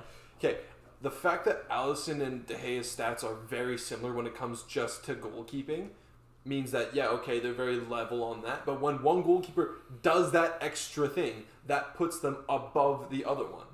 Because Alisson does those defensive actions. But is that part of being a goalkeeper? Nowadays it is. But just because it is a norm now doesn't mean it has to be like a fucking factor in a goalkeeper. Why would it not be? Did Arsenal finish above you guys? Yeah. Okay. They have Aaron Ramsdale in that. Yeah. You guys have De Gea. Okay, yeah. and? Aaron Ramsdale created a lot of chances this year for Arsenal. And that gave him the extra boost. Every team that finished above you in the league have a modern day goalkeeper besides Spurs. M.A.D, Spurs. Okay. Mendy can still pass the ball. He can still pass. He doesn't do like long passes, but he can still play with the ball at his feet. Okay, but like that's because like right now, let's think about this. Also, Revieiw was expecting a lot from this team. I don't know what he was expecting. Revieiw just legit came into this team and legit just kind of used us as a managerial experience. He wasn't getting managerial spots for any teams, and when United came knocking and he got interim job, like what's it called? He was like, okay, I think I can get this, and then get the Austria job, which he's gonna do shit, by the way. I'm predicting he's gonna do a shit job at Austria. But he used us, and like also he didn't do a good job at managing United. Like he legit was like, okay, I'm not gonna adapt to this team. This team which has a massive ego. I'm gonna roast them, make the morale worse. And then he legit did a Jose Mourinho at his last season. He legit just fucked up the morale, came in, did his own style, and was like, you guys are wrong, I'm right, and he left. That's all it was. And like just because of that, I don't think David De Gea should be like punished for it. David De Gea was... He's not being punished, he's just not being picked. But like that's legit being punished because he deserves to be goalkeeper of the year. No, he doesn't. Yes, he does. He definitely does. Metric? By the metric that he had 128 fucking saves. Okay, there's two goalkeepers that had more saves than him. Yeah, but did those goalkeepers put their team into a Europa League spot or European spot in general? No, Leicester's defenders were all injured. Exactly. So the fact that like they weren't allowed, they didn't. Their teams also didn't have Ronaldo as a striker. Okay, but they had a better midfield. I think Leicester has a much better midfield than United. Suck on that, Bruno Fernandes. No, but like imagine like Leicester. Leicester. But like look at the midfield. Madison was gone for half the season, pretty much. Okay, but they have Yuri Tielemans. Okay, Yuri Tielemans and Bruno Fernandes. Would Leicester buy Fred or like Scott McTominay from Man United? No, they won't. The only position they have you beaten is NDD. And he missed most of the season with injury. No, I think he played a good amount. How many games did he play? At most, I'm gonna say at most he played 25 games. That's good enough. The fact that we had McFred, I'll take that like 12 proper games from those two. Like even though they played 25 games, I would say like they played 12. Fred was arguably one of your best players too this season. Only because that's a good point, Moment. Yeah. No, the only reason that Fred was good is because of the fact that like he turned into a ball winner / box to box player. That's it. That's what he was supposed to be. Yeah, that's only thing he's good at, running. That's the only thing he's good at. And just because of that, he cannot be most improved. Like improved player or a good player. If a player can run, then like let's say like what's it called, Champions League, like a championship player that can run for 180 minutes and be like, okay, do this. 19 appearances. Play half the season. Yeah, half the season. Okay. How many did Madison play? James Madison played. Where is he? Is he in forwards? Why is he listed on forwards? He's not listed on forwards. There he is. Stats. No, let's just go overview. He played 35. Oh, he did? He did. Prem? Yep. What about Vardy? Why does that matter? We're talking about midfield. No, but I'm saying in general, Leicester's team had like injuries this whole year. It was their backline that was fucked. He played 25. 25, got 15 goals. That's nice. Yeah.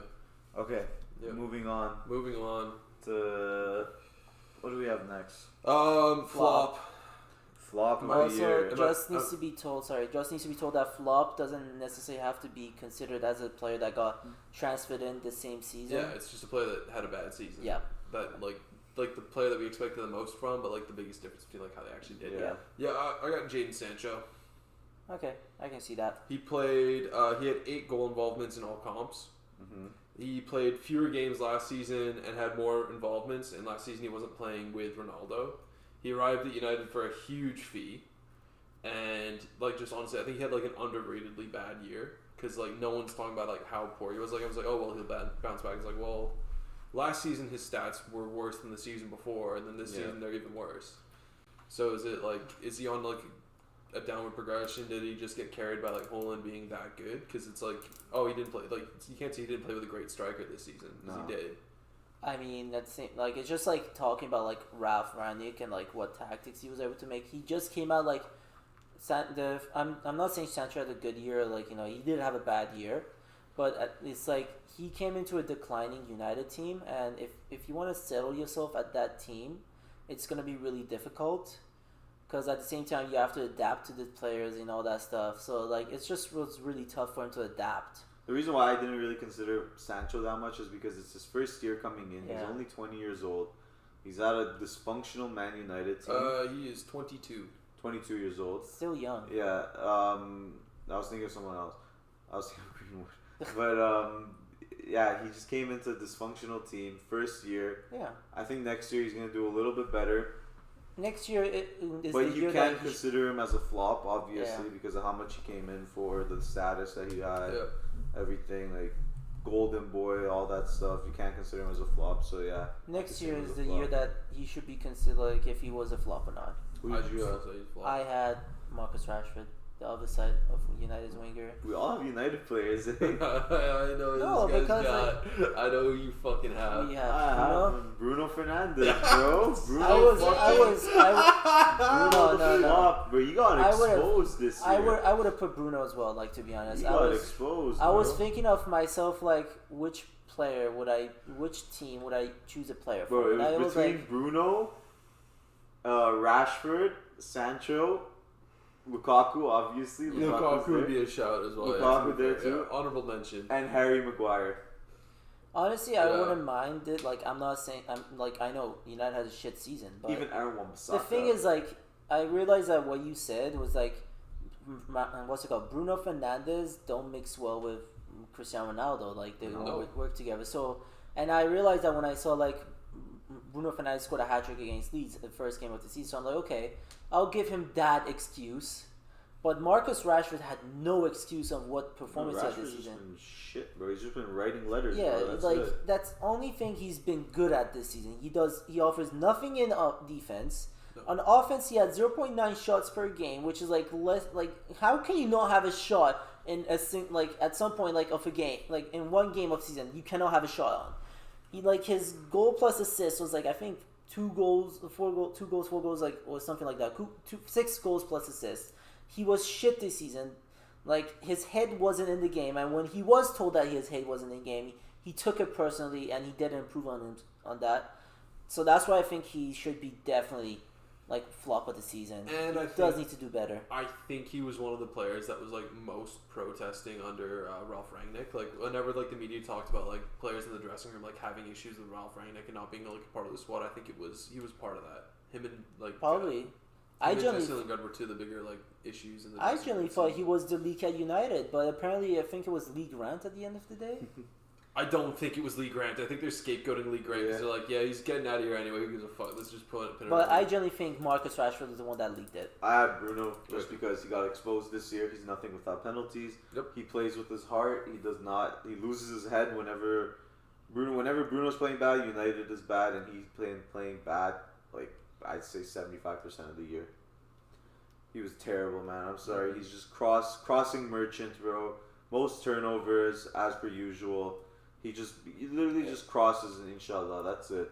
That's all he does. He does more, but just because of Ronaldo, I'm just gonna give him that excuse. I want to see next season how he can adapt on that. He's just not a good playmaker.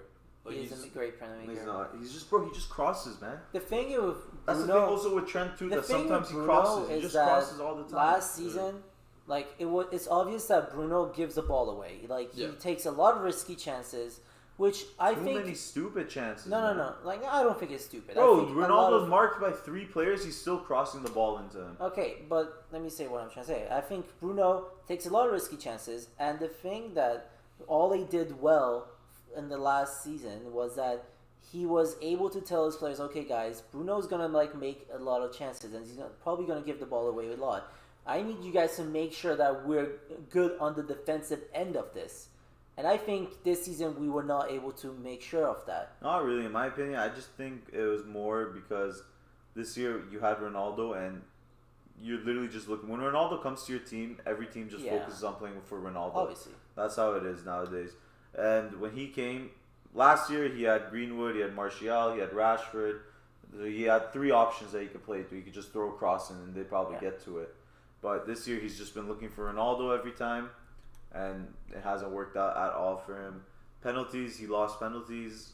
He skied like 2 of them, and he got taken off his penalties. I think that was a confidence issue that he was having during that time. Yeah, well, yeah, it would be, but still, he still played like shit. Like, it doesn't like just because you have confidence, you doesn't. We're not gonna be like, oh well, you know, it's okay. It's okay, buddy. He's like, no, you still played like bad, so you're gonna be the flop of the season. Yeah. Alright, let's go with signing of the season. Actually, goal of the season. Oh, most improved first. Most improved? Most improved, and then signing of the season, and then I thought the 5th category was goal of the season. No, we decided to do all the player ones before we get to the events. Oh, okay, sure.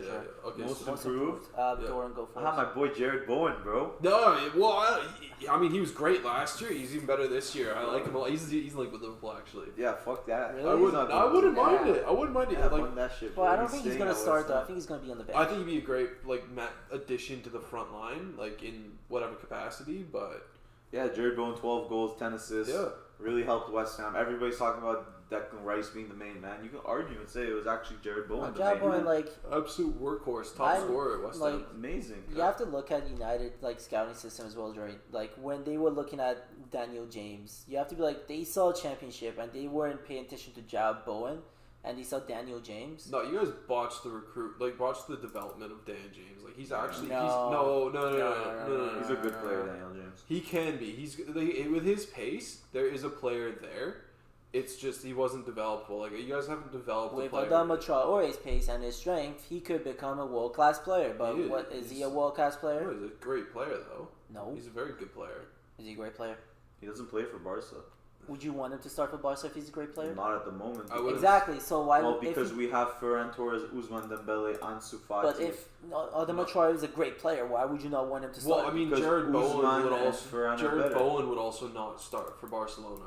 This is like we're talking about different things. No, I'm here. just saying. No, you said Dembele, because of pace. Since pace is a very important factor into but we're saying he could be developed into a great player. Yeah, the development was the issue, and he didn't get developed. No, Man United I don't think just because you have pace. I don't think just because you have pace, you would be turned into something. I don't think they just signed him because of his pace. They signed him because they saw something in him. They're like, his pace is legit. Or maybe they heard Ryan Giggs be like, I like this guy. He's the next Ronaldo. Sign him, and they did. Well, if that's what they're doing, then your club is has bigger issues. You guys haven't developed a player in years, bro. Rashford was developed. And look where he's now. When was that? He's not that good right now. Let's see. A player that was developed. I'm thinking... McTominay. No, it's he's like a mid-table player. Like you even said today, he wouldn't be starting for Leicester. No, I'm just saying if we developed him though. Only player I get argued for it he's not playing anymore is Greenwood. Yeah. And Elanga, we're developing Elanga currently right now. Yeah, but that's currently. He's still not developed. Yeah. Let's see how it goes. I'm talking about players who have been developed. Like Ferran Torres has been developed. Came through your club and sold for a fee, that increased fee that were because of. Why would anyone want that? Oh, Dan James. We developed Dan James. No, into a better player. I'm saying became a better player at based on the time at their club. Really realize the potential. Anyway, we'll move on. Dan James was sold for 10 mil more. Develop. Who do you have as most improved? Eric Dyer. Facts. Yeah, he was really poor. Even at the start of the season, he was really poor under Nuno. And he's really been quite good under Conte. Yeah, he's been solid. He's actually they've sort of figured out how to play him because playing him in midfield became such a non-option 2-3 years ago because he's just so slow. You can even put Bentancur. Yeah, but now he's playing really well in their defense. Yeah. He's a vocal guy, he's a leader. He's good on when you have a free kick just near the halfway line. He's probably one of the best guys to put on that because he can really deliver the ball quickly into the box. Some players, they're good set piece takers. They put it on the perfect area, but it takes, they're not hitting it as hard. He's hitting that thing fucking hard into a good area. So I'd say he's one of the best distant set piece takers. Yeah, he can whip a ball in, man. To be fair. And he's good on set pieces when he's in the box. He's got a bit of a slab head thing going on. Yeah. He's improved. I wouldn't say he's he definitely could use an upgrade on him in the Spurs back line, but to look at where he was even under Nuno at the start of the season to where he is now, he's come a long way. Who do you my most improved has to be Joel Matip. I think Joel Matip, last season, he was legit nothing. Joel Matip was the best center back this year. And you could definitely argue that. Yeah, you could I'd say it's between him and Stones.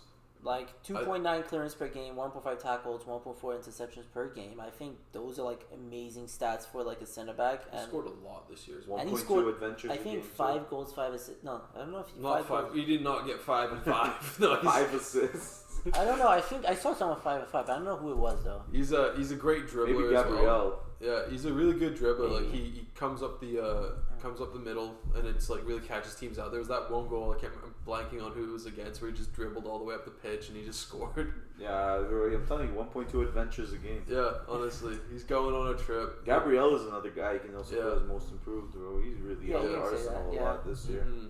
But anyways, next one is signing of the year. Yeah, you and that's or what was this? Signing. Transfer this season. No, it's signing.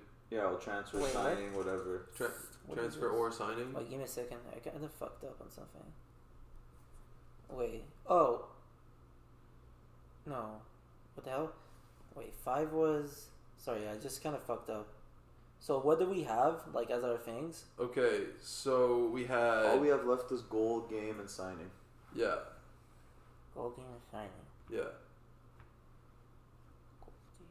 Okay, while you figure that out, I'll say mine. Okay. My best signing of the year was Martin Odegaard.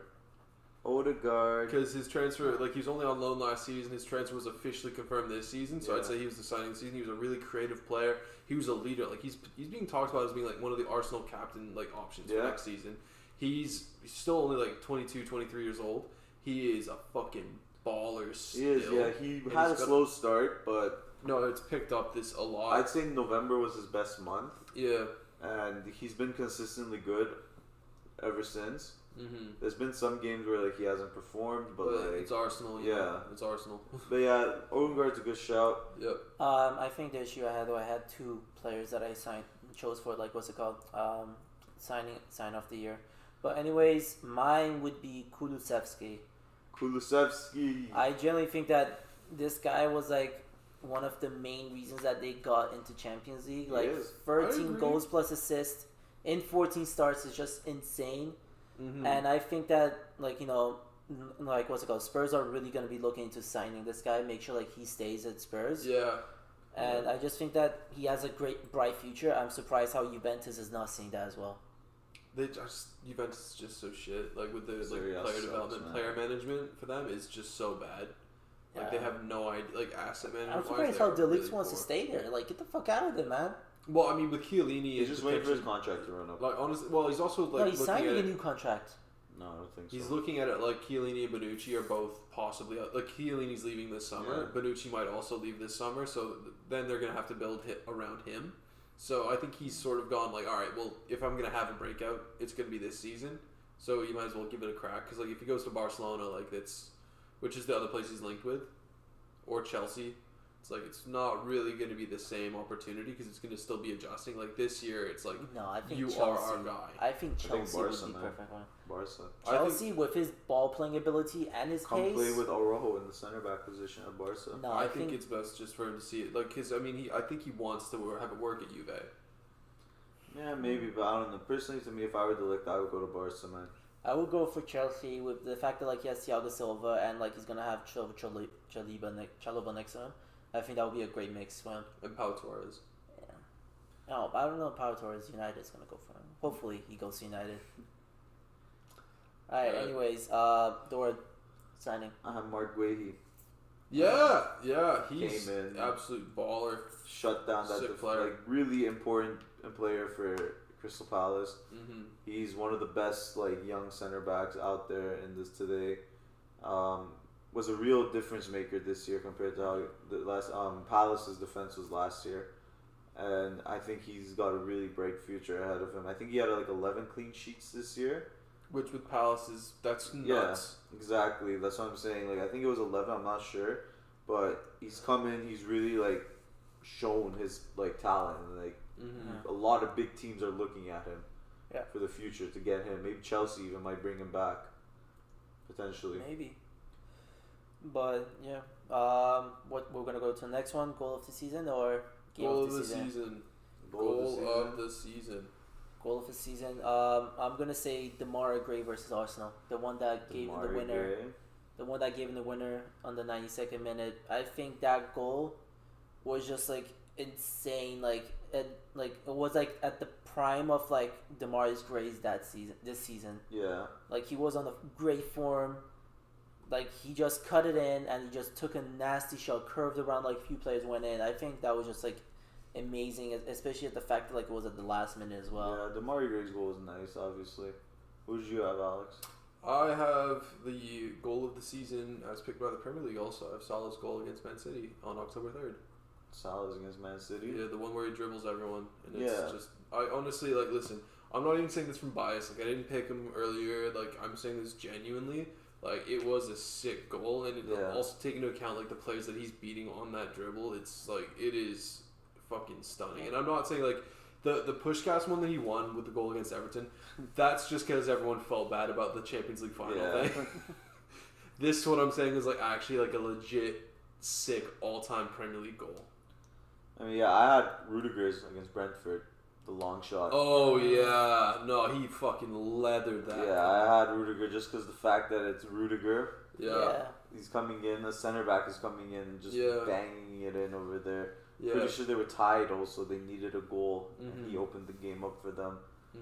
And it was just a quality goal from Rudiger, too, from that far out. It was just like, it was between him and, I had the other guy. I forgot what his name was. Ronaldo versus Newcastle. Ronaldo against Tottenham.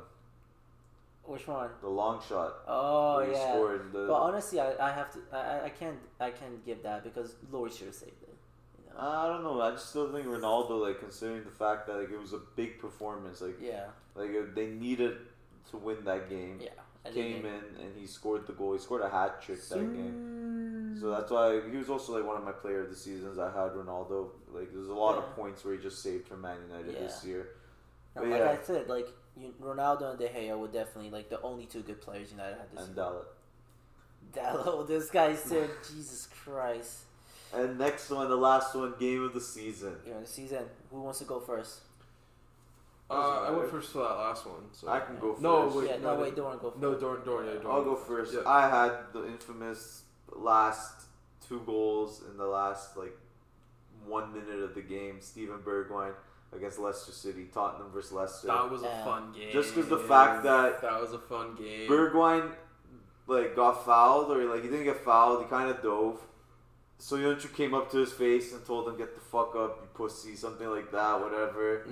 And then Bergwijn just came to silence the crowd, man. He just came 2 goals, got them the game, 3 points. It was between that game and Man United Liverpool 5-0 at Old Trafford.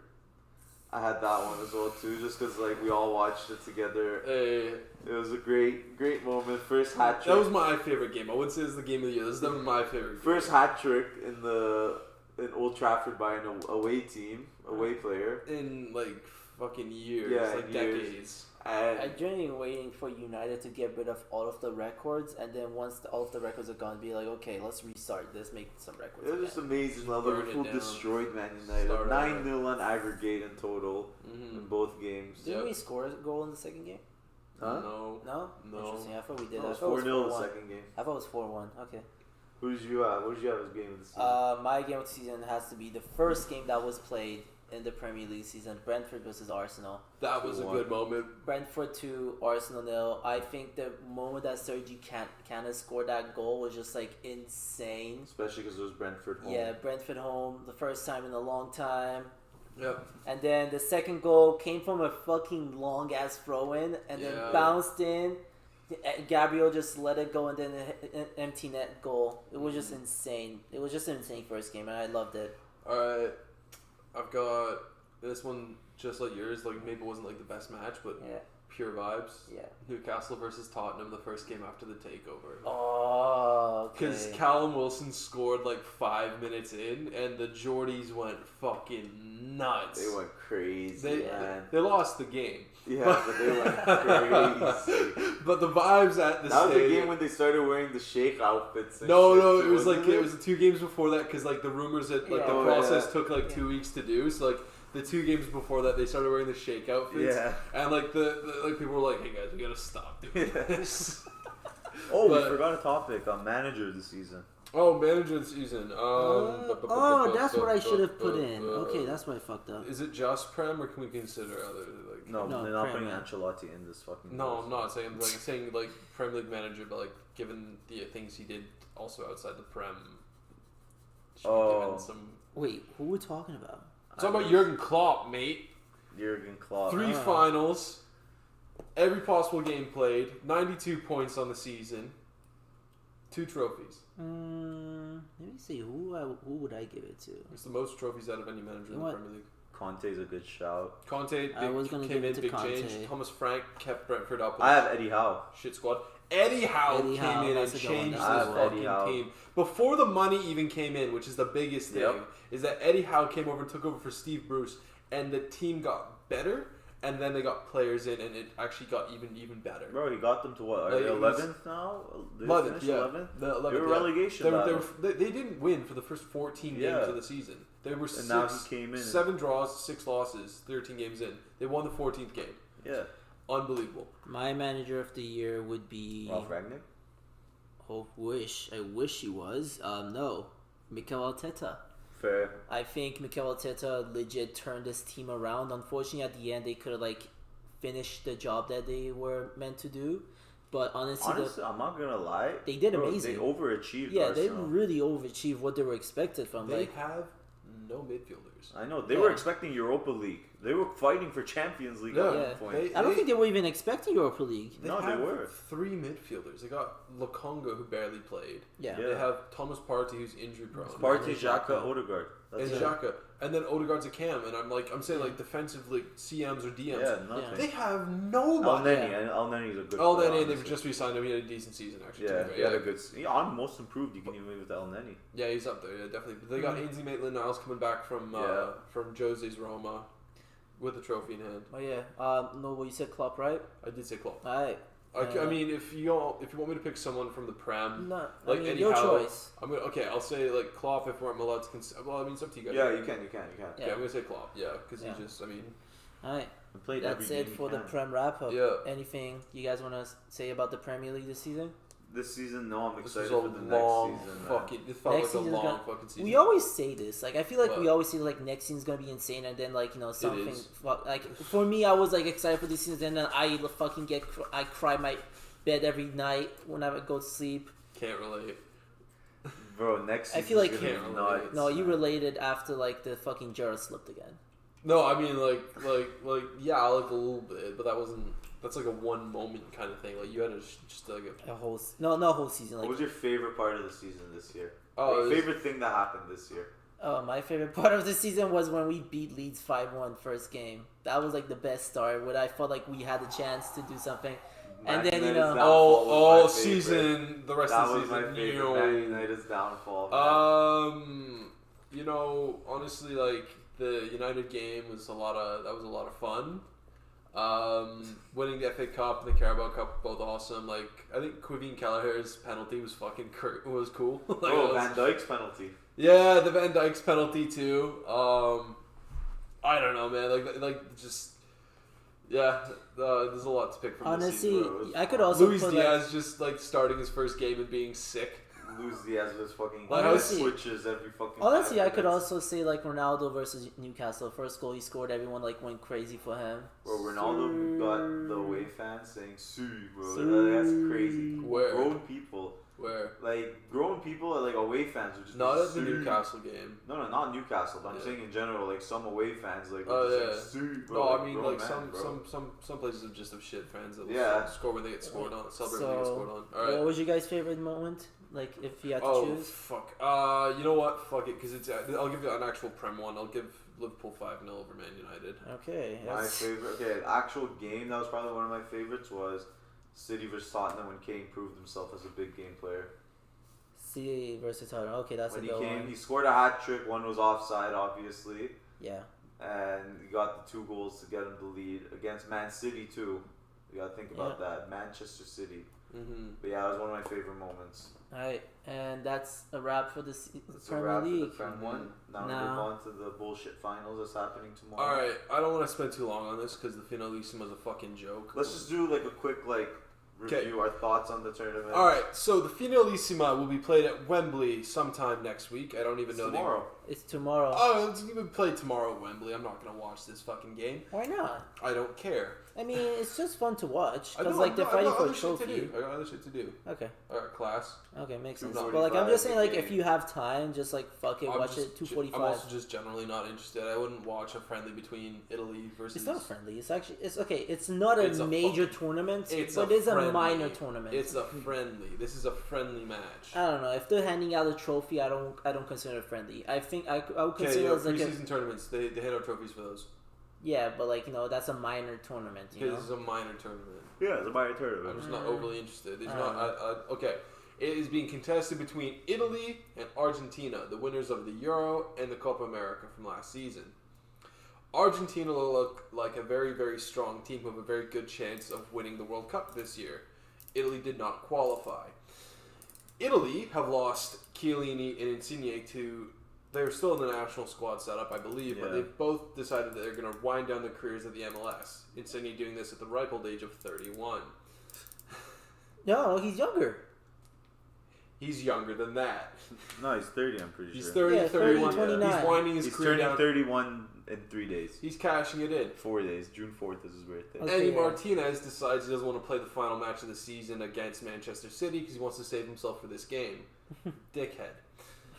Not a fan of that. Not a fan of that decision when his team goes on to concede 3 goals in the second half. Fuck you, Emi Martinez. You're dead to me forever. Amazing keeper, bro. No, genuinely, he's dead to me forever. That's a shit decision. I hate him for it for a fucking friendly match.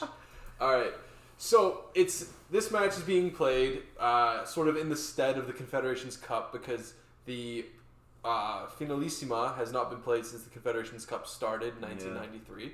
So this is the first time that we're doing it, and this is the first time that it's been like 4 years since the Confederations Cup's been cancelled. The Confederations Cup was a tournament where all 6 of the continental champions played each other, with a host nation to make it 7, and the reigning World Cup champions to make it 8. They would be split into 2 groups. They'd play a round robin. The top 2 would advance. First would play second from the other group. First would play second from the other group. Winners of that play in the final. That was a tournament. This is garbage. This is bullshit. This is fucking garbage. Like, the only people that are actually excited for this game, not just gonna watch, excited for this game, Italy fans, Argentina fans, Messi fans, that's it. Oh, what about the Insigne fans, man? Those TFC fans, bro. Oh, TFC fans. I apologize to all 9 of you. All 9 of the TFC fans. Actually, I know a guy that we should get on before Insigne signs, because he's like the vice president of like Toronto's Napoli fan club, so I want to get him on just like interview him about Insigne just to get some decent clips out of that, like post that on TikTok. Yeah, tomorrow these are expected lineups. Yeah, let's hear the expected lineups for Italy. Donnarumma, he sucks. Emerson. He actually sucks though. Like he actually sucks. Sorry, like okay, Donnarumma's good. That guy actually sucks. Chiellini, Bonucci, old. Di Lorenzo, he sucks. Verratti, Jorginho, Barella, good players. That's a good midfield. Yeah. Insigne, Scamacca, Bernardeschi. Scamacca actually had a good season. He's got a good season. He'd be a good backup signing for United, for striker. Spend backup strikers useless. No, I mean you should sign him because that way you can spend $50 million and get a backup striker. It's really, I don't know what Ten Hag has plans, but what I'm seeing, it's going to be a rotation. Argentina's lineup is, of course, the GOAT himself, Emi Martinez. Shags his nan. Juan Foyth at right back. Christian Romero, Otamendi center back. Okay. Acuna at left back. Wait, sorry, Otamendi and who? Romero. Okay. Romero is better than a 3. I know, but we'll see how it goes. But they don't have a third center back. They could do it with Foyth and do like a 3-4-3. I don't know, whatever. Yeah. I don't need to. Rodrigo De Paul, Rodriguez, and Lo Celso in the midfield. They all had bad seasons. Yeah, but still, Argentina, they always play well. Yeah, they all had bad seasons. And then the strike force of Di Maria, Lautaro Martinez, and Leo Messi. Suck your mom, Di Maria, you cunt. You've got no reason to hate him. I do have a big reason to. Why? Because he drank beer at Old Trafford. No. Yes, because he's a fucking dick. And also, he fucking was a dick to the disabled section of United fans. So that's he's a dickhead anyway. How was he a dickhead to them? I didn't hear this. What was this? Like, what's it called? When he was celebrating against United, he legit was like facing the disabled fans and technically said, "Go fuck yourself" or something like that. Yeah, he's just saying that to fans. Honestly. Well, I mean, like if a fan says to you, "Go fuck yourself," and they're like in a wheelchair. I don't think he specifically came to the. He didn't just memorize the map of the Old Trafford. He didn't hear "go fuck yourself" from the crowd and go. I would not. I would not. Like he hears it on this side of the stadium. He's like, okay, wait, my memory. Where's I would not put that away from him. He's a fucking dick cunt, a money whore bastard, and he should go kill himself in the MLS. I don't like him. He made like the same amount of money at United as he did at PSG. Yeah. Contracts were like the same. I don't like him either, just because he shushed the Barca fans when Cavani scored in that 6-1 win for Barca. Like, he straight up just after, when they were celebrating when Cavani scored that goal, they thought it was done. He shushed the Barca fans, everything. I'm just happy I He's saw his tears. He's never done anything to me. I just don't really care about him. I don't like him. I don't hate him. Like, he hates No, he hates... Mobin, you got some real fucking... we should do a Mobin hates 11. The only players that I hate are Muller and Vasquez. Lucas Vasquez. There's Jose Rodriguez. There's Roberto Firmino. There is... Why'd you hate Jose? Because he done shit. What has he done? But what did he do to you? DJ, bro. He didn't do anything to you. He didn't even play... He played for Stoke for like 2 seasons. I just fucking hate the fact that he was a star boy and he gave up. Anything, Thomas Muller, bro. One of the least technical players ever. He's a good player. He's garbage, bro. He's just in the right place at the right time. I think that hatred is more like... No, yours for Firmino is like, it's concerning. Like, yours is weird. Yours is like, he just doesn't like him as a player. Yours is like, he's not a good player, bro. I think he's a good player. You don't get to where he's got. I'm saying I hate a bad player. He's saying he hates a good player. So there's a difference on that. Because Firmino's a good player. Firmino's better than fucking Muller. Yeah, no, he's not. Would you say Firmino's better than Muller? Yes. Don't bring me. See, exactly. No, because he's saying that because he loves Firmino. Don't bring me into this because I don't want to get involved. He wouldn't. Because he knows Firmino's better. No, Firmino's not better. Firmino is a better player. No, he's not. You're crazy. Firmino is a better goal You're scorer. actually crazy. You know what? Debate next season. Firmino, bro. Muller just scores open debate next season. Next week, debate. Firmino versus Muller. We can go ahead and debate. I'm not getting involved in this. I don't care that he's won Champions League titles, Bundesliga titles, all this shit. We can debate next season. Thomas Muller is literally just a poacher. Next week. The definition of a poacher, bro. He just camps inside the box. That's all he does. Score open that, like sitters, bro. We will debate next week who's better, Firmino and Muller. I'm down. We'll do it. I'm down. Let's do it. I'll beat you. It doesn't matter. What? No fucking way you will. No fucking way you will. We'll do it. You know what? I'll bring Jihan as my judge. You can't bring a biased fucking Bayern and we can't bring him. He's a biased Liverpool fan. Yeah, I'm not gonna. No, he's not involved. He's the moderator. Yeah, that's it. Then we're gonna bring as a judge. No one, bro. He's just a moderator. The fans at home get to decide. Okay, let's do predictions for the Finalissimo. Who do you guys think is going to win? Argentina. I think 2-0 Argentina's going to win. 2-0 Argentina. I think 3-0 Argentina, to be honest. I wouldn't be surprised. 5-2. Jesus, man. Messi hat-trick? No. M.A.D. Martinez hat-trick? I'm calling it right now. Messi's going to get injured. Oh. Maybe. This guy's cursing Messi. No, Maybe. I think that, like, Italy's he's not playing on the right. I think Emerson's going to do a stupid tackle on him. Or Chiellini. Chiellini's gonna snap his leg. Pull him back again. I think something stupid's gonna happen. Like, this game is, I genuinely, I think this is a waste of time. Like, it's just play a friendly match. Like, don't even do it. The season just ended. Give everyone some fucking time off. Honestly, it's just one game. I don't think they really care. No, like, M.A.D. Martinez as a dick rider, that's a different case. Bro, the thing is with South American people, they'll do anything for their national team over their club. No, that's facts. Like, I don't doubt that. It's like, bro, you see their Instagram posts, like Argentina's national team. Yeah, like any player when they're posting about club, they're just like great game, everything like that, whatever. Just posting like pictures of the game or whatever. Yeah. Bro, Messi goes to Argentina, bro. Every day he's posting a picture of him and Rodrigo De Paul, M.A.D. Martinez, just in the training camp, going for dinners, just enjoying their time, bro, having their stupid yerba mates and shit like that, bro. Bro, they just love that playing for the national team. They do. It's weird. I mean, like, how much they love that. But it's like, to be fair, I pick winning like a trophy for Canada. Yeah, but winning, like a Champions League. But title, like a Finalissimo like this, would you rather win this or the Champions League? Depends, honestly. Because there's tiers. Like, personally, my tiers. I'd rather have like a good lay than like win the Finalissimo. Like, to be honest, like smash like for these guys, if I was a footballer, like a top level footballer, I'd be like, I'd rather like smash like a hot model than like win the Finalissimo because like it doesn't mean anything. Because personally, for me, I put the Club World Cup ahead of Champions League because no. Listen. There's only one reason. I'm not saying the quality of. There it is. Every episode. People no. Every episode.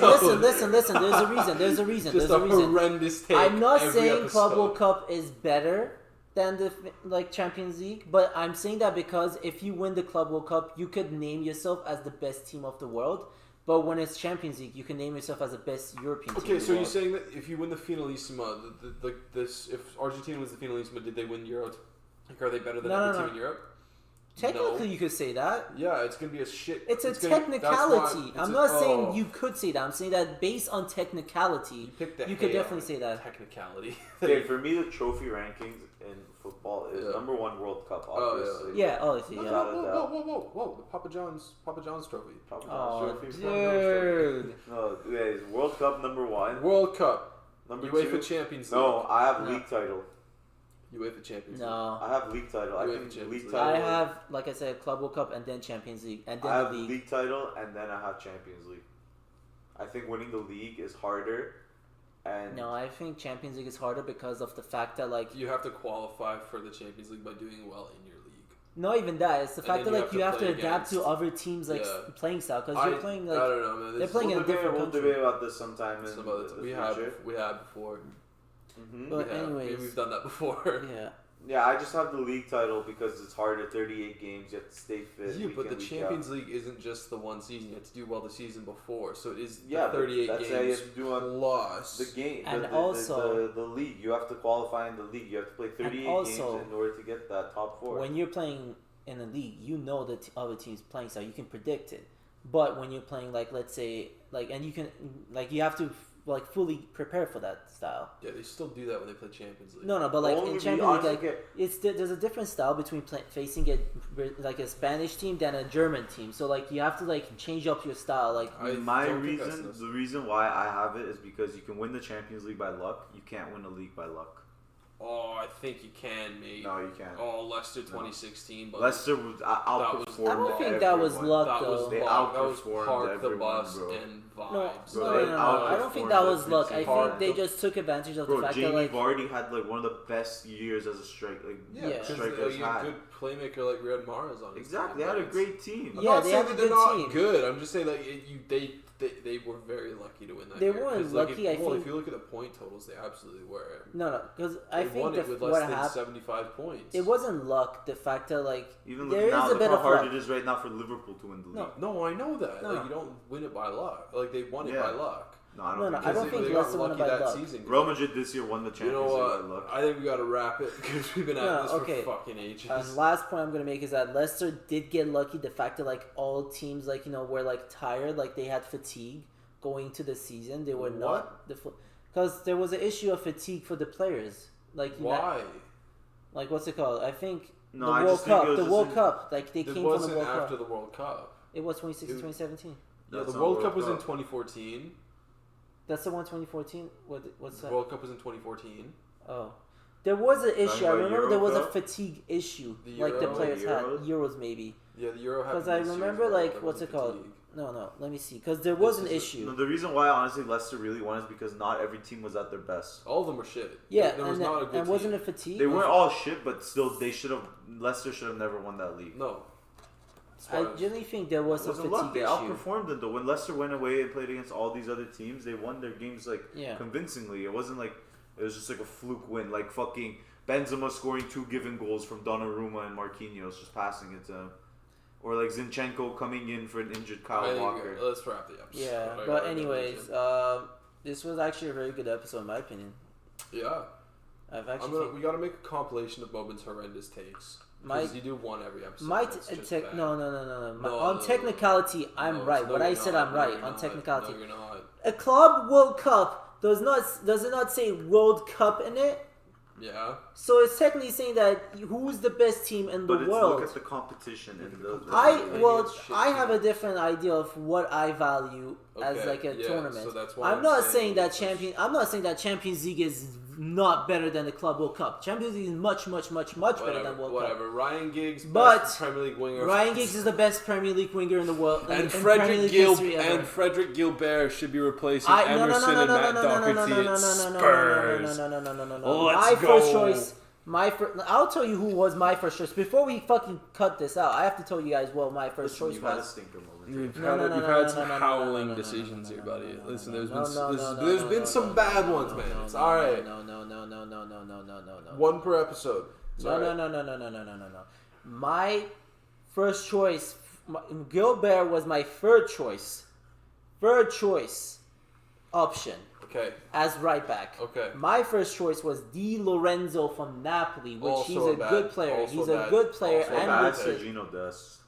Yeah, Sergino Dest probably the best one. Yeah. Okay, but like Di Lorenzo would fit Conte style, and he would do well for him. He's not an upgrade. Oh no, I had Hakimi.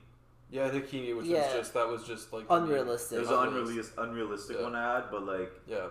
You can see it happening potentially, man. Coming back to Conte. No. Especially now he's rumored to leave PSG. No, he's not gonna go to PSG. He's not going to. He's gonna go. If anything, he'd go to Madrid to replace Carvajal. Yeah. We gotta stop. But anyways, like I said, Di Lorenzo is a great option for Spurs. No, he's not. Yes, he is. Who was your second? Who was the second person on that list? It's called his name is João Maria. I think he plays for Porto, if I'm not wrong. He's too young. He's too young, exactly. So they'll develop him into a good right wing back. None of those options are better than Emerson or Doherty. They are. Di Lorenzo is much better than Doherty and Emerson. No, he's not. You'll see they're going to get a right wing back. I didn't say that they wouldn't, but I'm saying that you get like a better one. Like I think we all replaced the right wing back. We all did, but like I said, like Sergino Dest would be a good like upgrade. No, Sergino Dest. He's going to be a good upgrade, but he's not going to be like that guy. I think Di Lorenzo would be that guy. Why do you think Di Lorenzo would be that guy? Because later, guys. Antonio Conte would love to have him in his team. He would have. No, I haven't finished it yet. End it, bro. What? I'm still talking about Di Lorenzo. The Cares fans about need Di to hear Lorenzo, this. bro. No one wants to hear about Di Lorenzo. Alright. Later, guys. Where the fuck's my mouse? My mouse is right here. There you go. Peace. Wrong button.